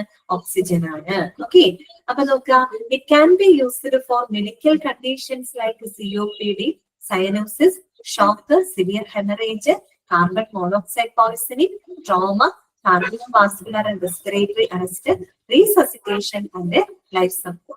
എവിടെയൊക്കെ ഓക്സിജൻ ഉപയോഗിക്കുന്നു എന്നാണ് അവർ പറയുന്നത് കേട്ടോ. എങ്ങനെയൊക്കെയുള്ള കണ്ടീഷൻസിലാണ്? COPD എന്ന് പറഞ്ഞാൽ എന്താണ് നമുക്ക് അറിയാം, ക്രോണിക് ഒബ്സ്ട്രക്റ്റീവ് പൾമണറി ഡിസീസ് അല്ലെ. നമ്മൾ നേരത്തെ തന്നെ പഠിച്ചതാണ് അല്ലെ. നമ്മുടെ എന്താണ് ശ്വാസനാളം ബ്ലോക്ക് ആവുന്ന ഒരു അവസ്ഥയാണ് അല്ലെ. ഈ ശ്വാസകോശം വളരെയധികം ചുരുങ്ങി പോയിട്ട് നമുക്ക് ശരിയായ രീതിയിൽ ബ്രീത്തിങ് കിട്ടാത്ത ഒരു അവസ്ഥയാണ് അല്ലെ. അപ്പോഴൊക്കെ നമുക്ക് എന്ത് ചെയ്യേണ്ടി വരും? ഓക്സിജൻ ഗ്യാസ് സപ്ലൈ ചെയ്യേണ്ടതായിട്ട് വരും. ഇപ്പൊ COPD ഒക്കെ ഉള്ള പേഷ്യൻസ് ആണെങ്കിൽ അവരുടെ ഓക്സിജൻ ലെവലൊക്കെ ശരീരത്തിൽ താഴ്ന്നു പോകാനുള്ള ചാൻസ് കൂടുതലാണ് അല്ലെ. അപ്പൊ അവര് റീസസിറ്റേഷൻ നടത്തണമെങ്കിൽ നമുക്ക് എന്ത് കൊടുക്കേണ്ടി വരും? ഓക്സിജൻ സപ്ലൈ ചെയ്യേണ്ടതായിട്ട് വരും. അതുപോലെ തന്നെ എന്താണ് അദ്ദേഹം പറയുന്നത്? സയനോസിസ് എന്ന് പറഞ്ഞാല് ഇതേ അവസ്ഥ തന്നെയാണ്. അതായത് COPD ഒക്കെ ഭയങ്കരമായിട്ട് ഓക്സിജൻ ലെവൽ നമ്മുടെ ശരീരത്തിൽ താഴ്ന്നു പോയി കഴിഞ്ഞാല് നമ്മുടെ ശരീരം ഒരു ബ്ലൂ കളേർഡ് ആവാൻ തുടങ്ങും. അതായത് വേണ്ടത്ര അളവിൽ ഓക്സിജൻ സപ്ലൈ ശരീരത്തിന്റെ എത്താത്തത് മൂലം നമ്മുടെ ശരീരം ഒരു ബ്ലൂയിഷ് കളറിലോട്ട് മാറാൻ തുടങ്ങും. ആ ഒരു അവസ്ഥയിലെയാണ് നമ്മൾ സൈനോസിസ് എന്ന് പറയുന്നത്. സൈൻ എന്ന് പറയുന്നത് ശരിക്കും ഒരു കളറാണ്, സൈൻ ഒരു ബ്ലൂ കളറാണ്. അപ്പൊ ഈ ഓക്സിജൻ വേണ്ടത്ര നമ്മുടെ ശരീരത്തിൽ എത്താത്തത് മൂലം നമ്മുടെ ആ ഒരു ബോഡി നമ്മുടെ ഒരു ബ്ലൂയിഷ് കളറിലോട്ട് മാറുന്ന ഒരു അവസ്ഥയാണ് സയനോസിസ് എന്ന് പറയുന്നത്. പിന്നെ ഷോക്ക്. ഓക്കെ, ഇപ്പൊ ഷോക്ക് വരുമ്പോ എന്താ പ്രശ്നം? ഷോക്ക് അടിച്ച എന്താ പ്രശ്നം? നമ്മുടെ ബ്ലഡ് ഭയങ്കരമായിട്ട് കട്ടിയാവും അല്ലെ, തിക്കാവാൻ തുടങ്ങും. തിക്കായി കഴിഞ്ഞാൽ എന്ത് സംഭവിക്കും? നമ്മുടെ ബ്ലഡിലൂടെയാണ് ഓക്സിജൻ സപ്ലൈ നമ്മുടെ ശരീരത്തിന്റെ വിവിധ ഭാഗങ്ങളിലോട്ട് എത്തുന്നത് അല്ലെ. അപ്പൊ ഷോക്ക് അടിക്കുമ്പോൾ എന്ത് സംഭവിക്കുകയാണ്? നമ്മുടെ ബ്ലഡിന്റെ വിസ്കോസിറ്റി കൂടും, അതായത് ബ്ലഡിന് കട്ടി കൂടും. കട്ടി കൂടുമ്പോൾ അതിന് വേണ്ടത്ര ശരിയായ അളവിൽ അതിന് ഫ്ലോ ചെയ്യാനായിട്ട് പറ്റില്ല. അങ്ങനെ ഫ്ലോ ചെയ്യാതിരുന്ന എന്ത് സംഭവിക്കും? ഓക്സിജൻ സപ്ലൈ കുറയും നമ്മുടെ ശരീരത്തിൽ അല്ലെ. അങ്ങനെയുള്ള സിറ്റുവേഷനിൽ നമ്മൾ ഉടനടി എന്ത് ചെയ്യണം? ഓക്സിജൻ സപ്ലൈ ചെയ്യേണ്ടതായിട്ട് വരും. അതുകൊണ്ടാണ് ഈ ഷോക്ക് അടിച്ച ആൾക്കാരൊക്കെ നമ്മൾ ഉടനെ തിരുമോ, കൈ കാലൊക്കെ ഇട്ട് തിരുമണത് എന്തിനു വേണ്ടിയിട്ടാ? ആ ബ്ലഡിന്റെ കട്ടി കുറയ്ക്കാൻ വേണ്ടിയിട്ടാണ് അല്ലെ, ബ്ലഡിന്റെ വിസ്കോസിറ്റി കുറയ്ക്കാൻ വേണ്ടിയിട്ടാണ്. ബ്ലഡ് ആണല്ലോ നമ്മുടെ ശരീരത്തില് എല്ലാ സ്ഥലത്തും ഓക്സിജൻ എത്തിക്കുന്നത്. ഓക്കെ, പിന്നെ വരുന്നത് സിവിയർ ഹെമറേജ്. ഹെമറേജ് എന്ന് പറഞ്ഞാൽ അറിയാലോ, ബ്ലഡ് വെസലൊക്കെ പൊട്ടിപ്പോകുന്ന ഒരു അവസ്ഥ. പ്രത്യേകിച്ച് ബ്രെയിനിലൊക്കെ വരാറുണ്ട് അല്ലെ ഹെമറേജ്. പ്രഷറൊക്കെ കൂടിയിട്ട് ബ്ലഡ് വെസലൊക്കെ പൊട്ടിപ്പോകുമ്പോൾ സിവിയർ ആയിട്ടുള്ള ബ്ലീഡിങ് വരും. അപ്പൊ ബ്ലീഡിങ് മൂലം നമ്മുടെ ഓക്സിജൻ ലെവലിന് വ്യത്യാസങ്ങൾ വരും. അപ്പോഴൊക്കെ നമുക്ക് ഓക്സിജൻ സപ്ലൈ ചെയ്യേണ്ടതായിട്ട് വരും അല്ലെ. അതുപോലെ തന്നെ carbon monoxide poisoning. Carbon monoxide നമ്മുടെ ഹെൽത്തിനെ ഏറ്റവും ദോഷകരമായിട്ട് ബാധിക്കുന്ന ഒരു ഗ്യാസ് ആണ് അല്ലെ, കാർബൺ മോണോക്സൈഡ് പോയ്സണിങ്. അങ്ങനെ സിറ്റുവേഷനിലൊക്കെ നമുക്ക് ഓക്സിജൻ സപ്ലൈ ചെയ്യേണ്ടതായിട്ട് വരും. അതുപോലെ ട്രോമ എന്ന് വെച്ചാൽ ഗുരുതരമായിട്ടുള്ള പരിക്ക് എന്നുള്ള അർത്ഥമാണ് കേട്ടോ. പരിക്ക് അല്ലെങ്കിൽ ആഘാതം. ഇപ്പൊ വളരെ സിവിയർ ആയിട്ടുള്ള എന്തെങ്കിലും ആക്സിഡന്റ് സംഭവിച്ചു, ഹെഡ് ഇഞ്ചുറി സംഭവിച്ചു, ഭയങ്കരമായിട്ടുള്ള ബ്ലഡ് ലോസ് വന്നു അല്ലെ. അങ്ങനെയൊക്കെ വരുന്ന സിറ്റുവേഷനിൽ നമുക്ക് ആ രോഗിയുടെ ലൈഫ് സപ്പോർട്ട് ചെയ്യാനായിട്ട് ഓക്സിജൻ സപ്ലൈ ചെയ്യേണ്ടതായിട്ട് വരും. അതുപോലെ തന്നെയാണ് cardio vascular and respiratory arrest അല്ലെ. ഹാർട്ട് അറ്റാക്ക് പോലെ അല്ലെങ്കിൽ റെസ്പിറേറ്ററി അറസ്റ്റ് അല്ലെങ്കിൽ ശ്വസനം നിലച്ചു പോകുക, അങ്ങനെയൊക്കെയുള്ള സിറ്റുവേഷനിൽ നമുക്ക് ഓക്സിജൻ ഗ്യാസ് സപ്ലൈ ചെയ്യേണ്ടതായിട്ട് വരും. പിന്നെ തീർച്ചയായിട്ടും ലൈഫ് സപ്പോർട്ട് ചെയ്യുന്ന ഒരു മെഡിക്കൽ ഗ്യാസ് ആണ് ഓക്സിജൻ എന്ന് പറയുന്നത്. ഓക്കെ, അപ്പൊ നമുക്ക് തന്നെ ആലോചിക്കാമല്ലോ ഓക്സിജൻ എന്തിനാണ് ഉപയോഗിക്കുന്നത്? റീസസിറ്റേഷനും ഇൻഹേലേഷൻ തെറാപ്പിക്കുമാണ് ഉപയോഗിക്കുന്നത്. പിന്നെ ഈ പറയുന്ന സാഹചര്യങ്ങളിലൊക്കെ നമ്മൾ എന്തുപയോഗിക്കുന്നുണ്ട്? ഓക്സിജൻ ഉപയോഗിക്കുന്നുണ്ട്. ഓക്കെ, ക്ലിയർ ആണല്ലോ?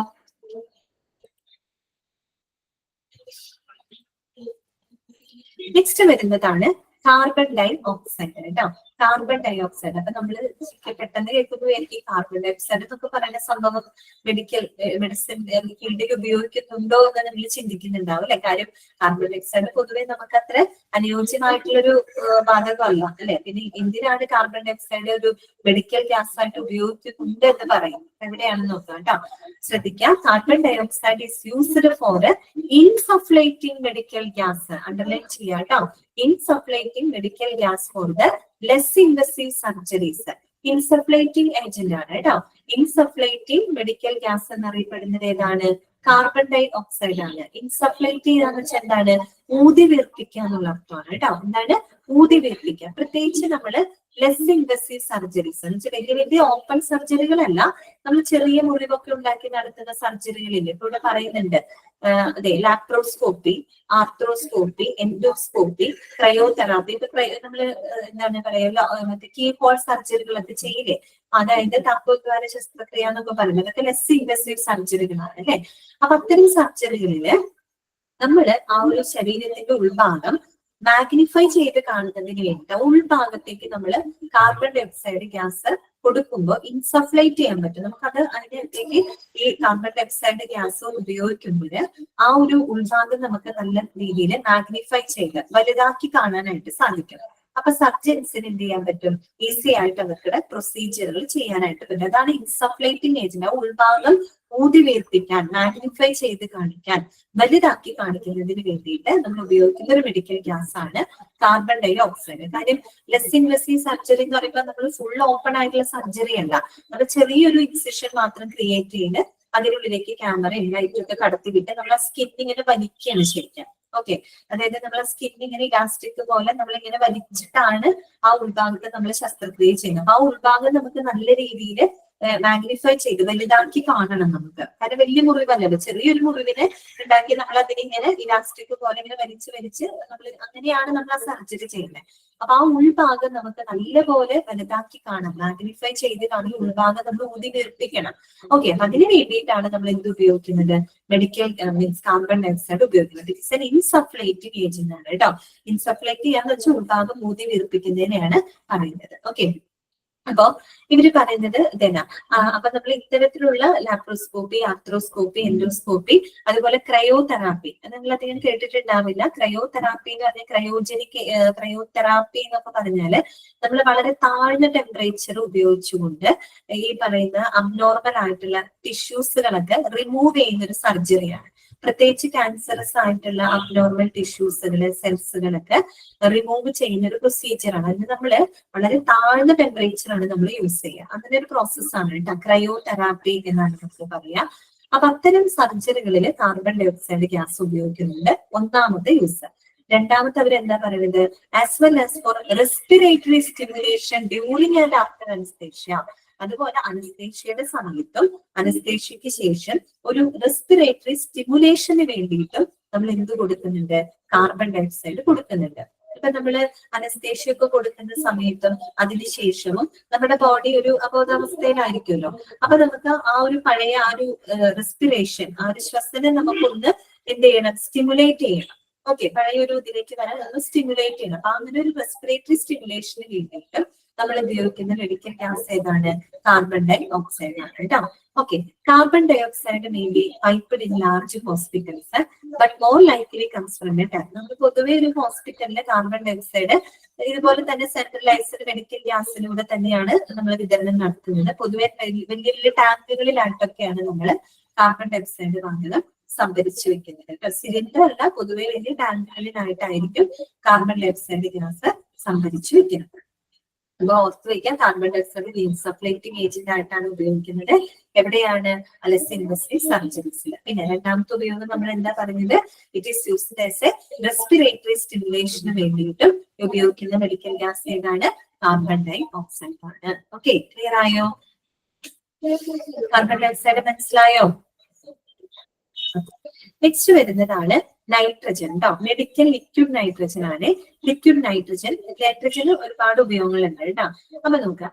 Nitrogen is A medical gas used for cryo surgery to remove some cancers and skin lesions and also for the storage of tissues, cells and blood in cryogenic temperatures to avoid the oxidation of the samples. അപ്പൊ nitrogen gas നമ്മൾ എന്തിനാണ് ഉപയോഗിക്കുന്നത്? Cryogenic agent ആയിട്ട് ഉപയോഗിക്കുന്ന medical gas ആണ്. അതാണ് cryogenic agent ആയിട്ട് ഉപയോഗിക്കുന്ന മെഡിക്കൽ ഗ്യാസ് എന്താണെന്ന് ചോദിച്ചാൽ അത് നൈട്രജൻ ആണ്. നമ്മൾ നേരത്തെ ഒരു സംഭവം പറഞ്ഞില്ലേ, ക്രയോതെറാപ്പി, അത് തന്നെയാണ്. ക്രയോ സർജറി, അതായത് വളരെ താഴ്ന്ന ടെമ്പറേച്ചർ എന്ന് പറയുന്നത് നമുക്ക് വേണമെങ്കിൽ എക്സ്ട്രീം കോൾഡ് എന്നൊക്കെ വേണമെങ്കിൽ പറയാം കേട്ടോ. അപ്പൊ വളരെ താഴ്ന്ന ടെമ്പറേച്ചറിൽ നമ്മൾ ഈ അബ്നോർമൽ ആയിട്ടുള്ള ക്യാൻസറസ് ആയിട്ടുള്ള ടിഷ്യൂസുകൾ, സെല്ലുകളൊക്കെ റിമൂവ് ചെയ്യുന്ന ഒരു തരം സർജറിയാണ് ക്രയോ സർജറി എന്ന് പറയുന്നത്. അപ്പൊ അത്തരം സർജറിയിൽ ക്രയോജനിക് ഏജന്റ് ആയിട്ട് നമ്മൾ ഉപയോഗിക്കുന്നത് നൈട്രജൻ ഗ്യാസ് ആണ് കേട്ടോ. അതാണ് ഇവിടെ പറയുന്നത്. ക്യാൻസർ ആൻഡ് സ്കിൻ ലെഷൻ, സ്കിന്നിലൊക്കെ ഉണ്ടാവുന്ന ക്ഷതങ്ങള്, അവിടെയൊക്കെ നമ്മൾ ഒരു ക്രയോജനിക് ഏജന്റ് ആയിട്ട് ഉപയോഗിക്കുന്നത് നൈട്രജൻ ഗ്യാസ് ആണ്. ഒന്നാമത്തെ ഉപയോഗം കേട്ടോ. രണ്ടാമത്തെ പറഞ്ഞത് എന്താണ്? Also for the storage of tissues, cells and blood in cryogenic temperatures. Cryogenic temperature എന്ന് പറഞ്ഞാൽ വളരെയധികം താഴ്ന്ന ടെമ്പറേച്ചർ ആണ്. അതായത് വളരെയധികം താഴ്ന്ന ടെമ്പറേച്ചറിൽ ഈ പറയുന്ന ടിഷ്യൂസുകള്, സെല്ലുകള്, ബ്ലഡ് അതിന്റെ ഓക്സിഡേഷൻ ഒഴിവാക്കുന്നതിനായിട്ട് സ്റ്റോർ ചെയ്യുന്നതും നമ്മൾ എന്തുപയോഗിച്ചാണ്? Nitrogen gas ഉപയോഗപ്പെടുത്തുന്നുണ്ട്. അതായത് നൈട്രജൻ ഗ്യാസ് നമ്മൾ ഈ പറയുന്ന സാമ്പിളുകൾ, ടിഷ്യൂ, സെല്ല്, ബ്ലഡിന്റെ ഒക്കെ ആ ഒരു ഓക്സിഡേഷൻ ഒഴിവാക്കാൻ, ഓക്സിഡേഷൻ എന്ന് പറഞ്ഞാൽ വായുവുമായിട്ട് സമ്പർക്കം വരുമ്പോൾ അതിന്റെ കോമ്പോസിഷന് വ്യത്യാസം വരും. അപ്പം അത്തരത്തിലുള്ള ആ ഒരു ഓക്സിഡേഷൻ അവോയ്ഡ് ചെയ്യുന്നതിന് വേണ്ടിയിട്ട് വളരെ താഴ്ന്ന ടെമ്പറേച്ചർ സൂക്ഷിക്കുന്നതിനും നമ്മൾ എന്ത് ഗ്യാസ് ഉപയോഗിക്കുന്നത്? നൈട്രജൻ ഗ്യാസ് ആണ് ഉപയോഗിക്കുന്നത്. ഓക്കെ, അത് രണ്ടാമത്തെ പോയിന്റ്. പിന്നെന്താ പറയുന്നത്? It can also be used as A part of A medical gas mixture for the lung function test. അതായത് ഈ പൾമണറി ടെസ്റ്റ് ഉണ്ടല്ലോ, ശ്വാസകോശ പരിശോധനയിൽ ഉപയോഗിക്കുന്ന വാതക മിശ്രിതങ്ങളുടെ ഭാഗമായിട്ടും ഏത് ഉപയോഗിക്കുന്നുണ്ട്? നൈട്രജൻ ഗ്യാസ് ഉപയോഗിക്കുന്നുണ്ട്. മൂന്നാമത്തെ പോയിന്റ് കേട്ടോ. എന്താണ്? ലങ് ഫംഗ്ഷണറി ടെസ്റ്റ്, അതായത് പൾമണറി ഫംഗ്ഷൻ ടെസ്റ്റിൽ ഉപയോഗിക്കുന്ന വാതക മിശ്രിതങ്ങളുടെ ഭാഗമായിട്ടും എന്തുപയോഗിക്കുന്നുണ്ട്? നൈട്രജൻ ഗ്യാസ് ഉപയോഗിക്കുന്നുണ്ട്. ഓക്കെ, പിന്നെ അടുത്തത് എന്താണ്?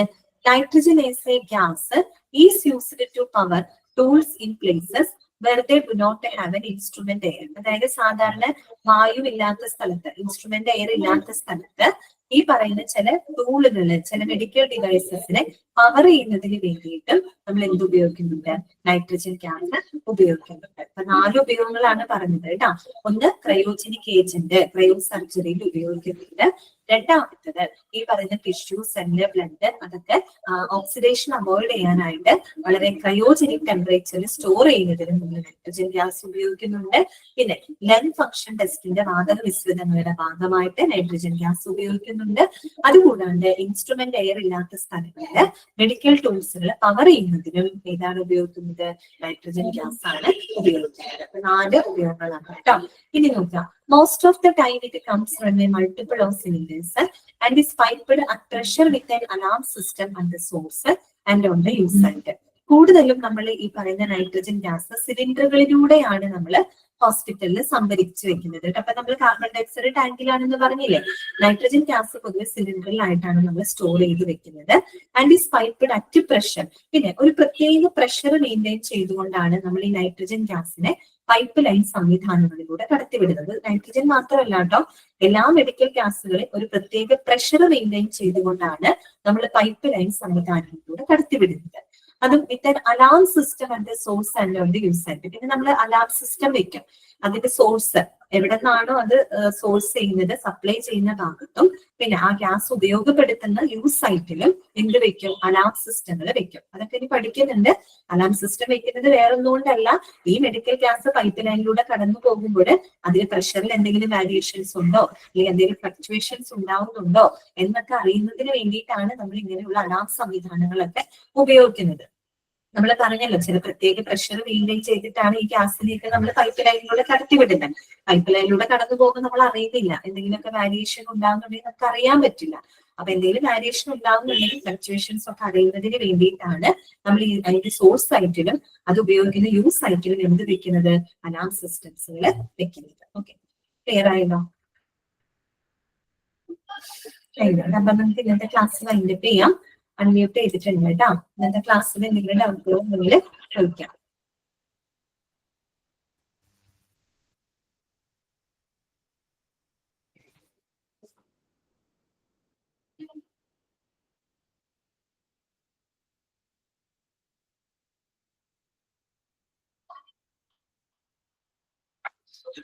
ഓക്കെയാണോ എല്ലാവർക്കും? അങ്ങനെയാണെങ്കിൽ നമുക്ക് ഇന്നത്തെ ക്ലാസ് വൈൻഡപ്പ് ചെയ്യാം. എത്രയും ഭാഗങ്ങളൊക്കെ നല്ലപോലെ വായിക്കാം കേട്ടോ. Okay, thank you.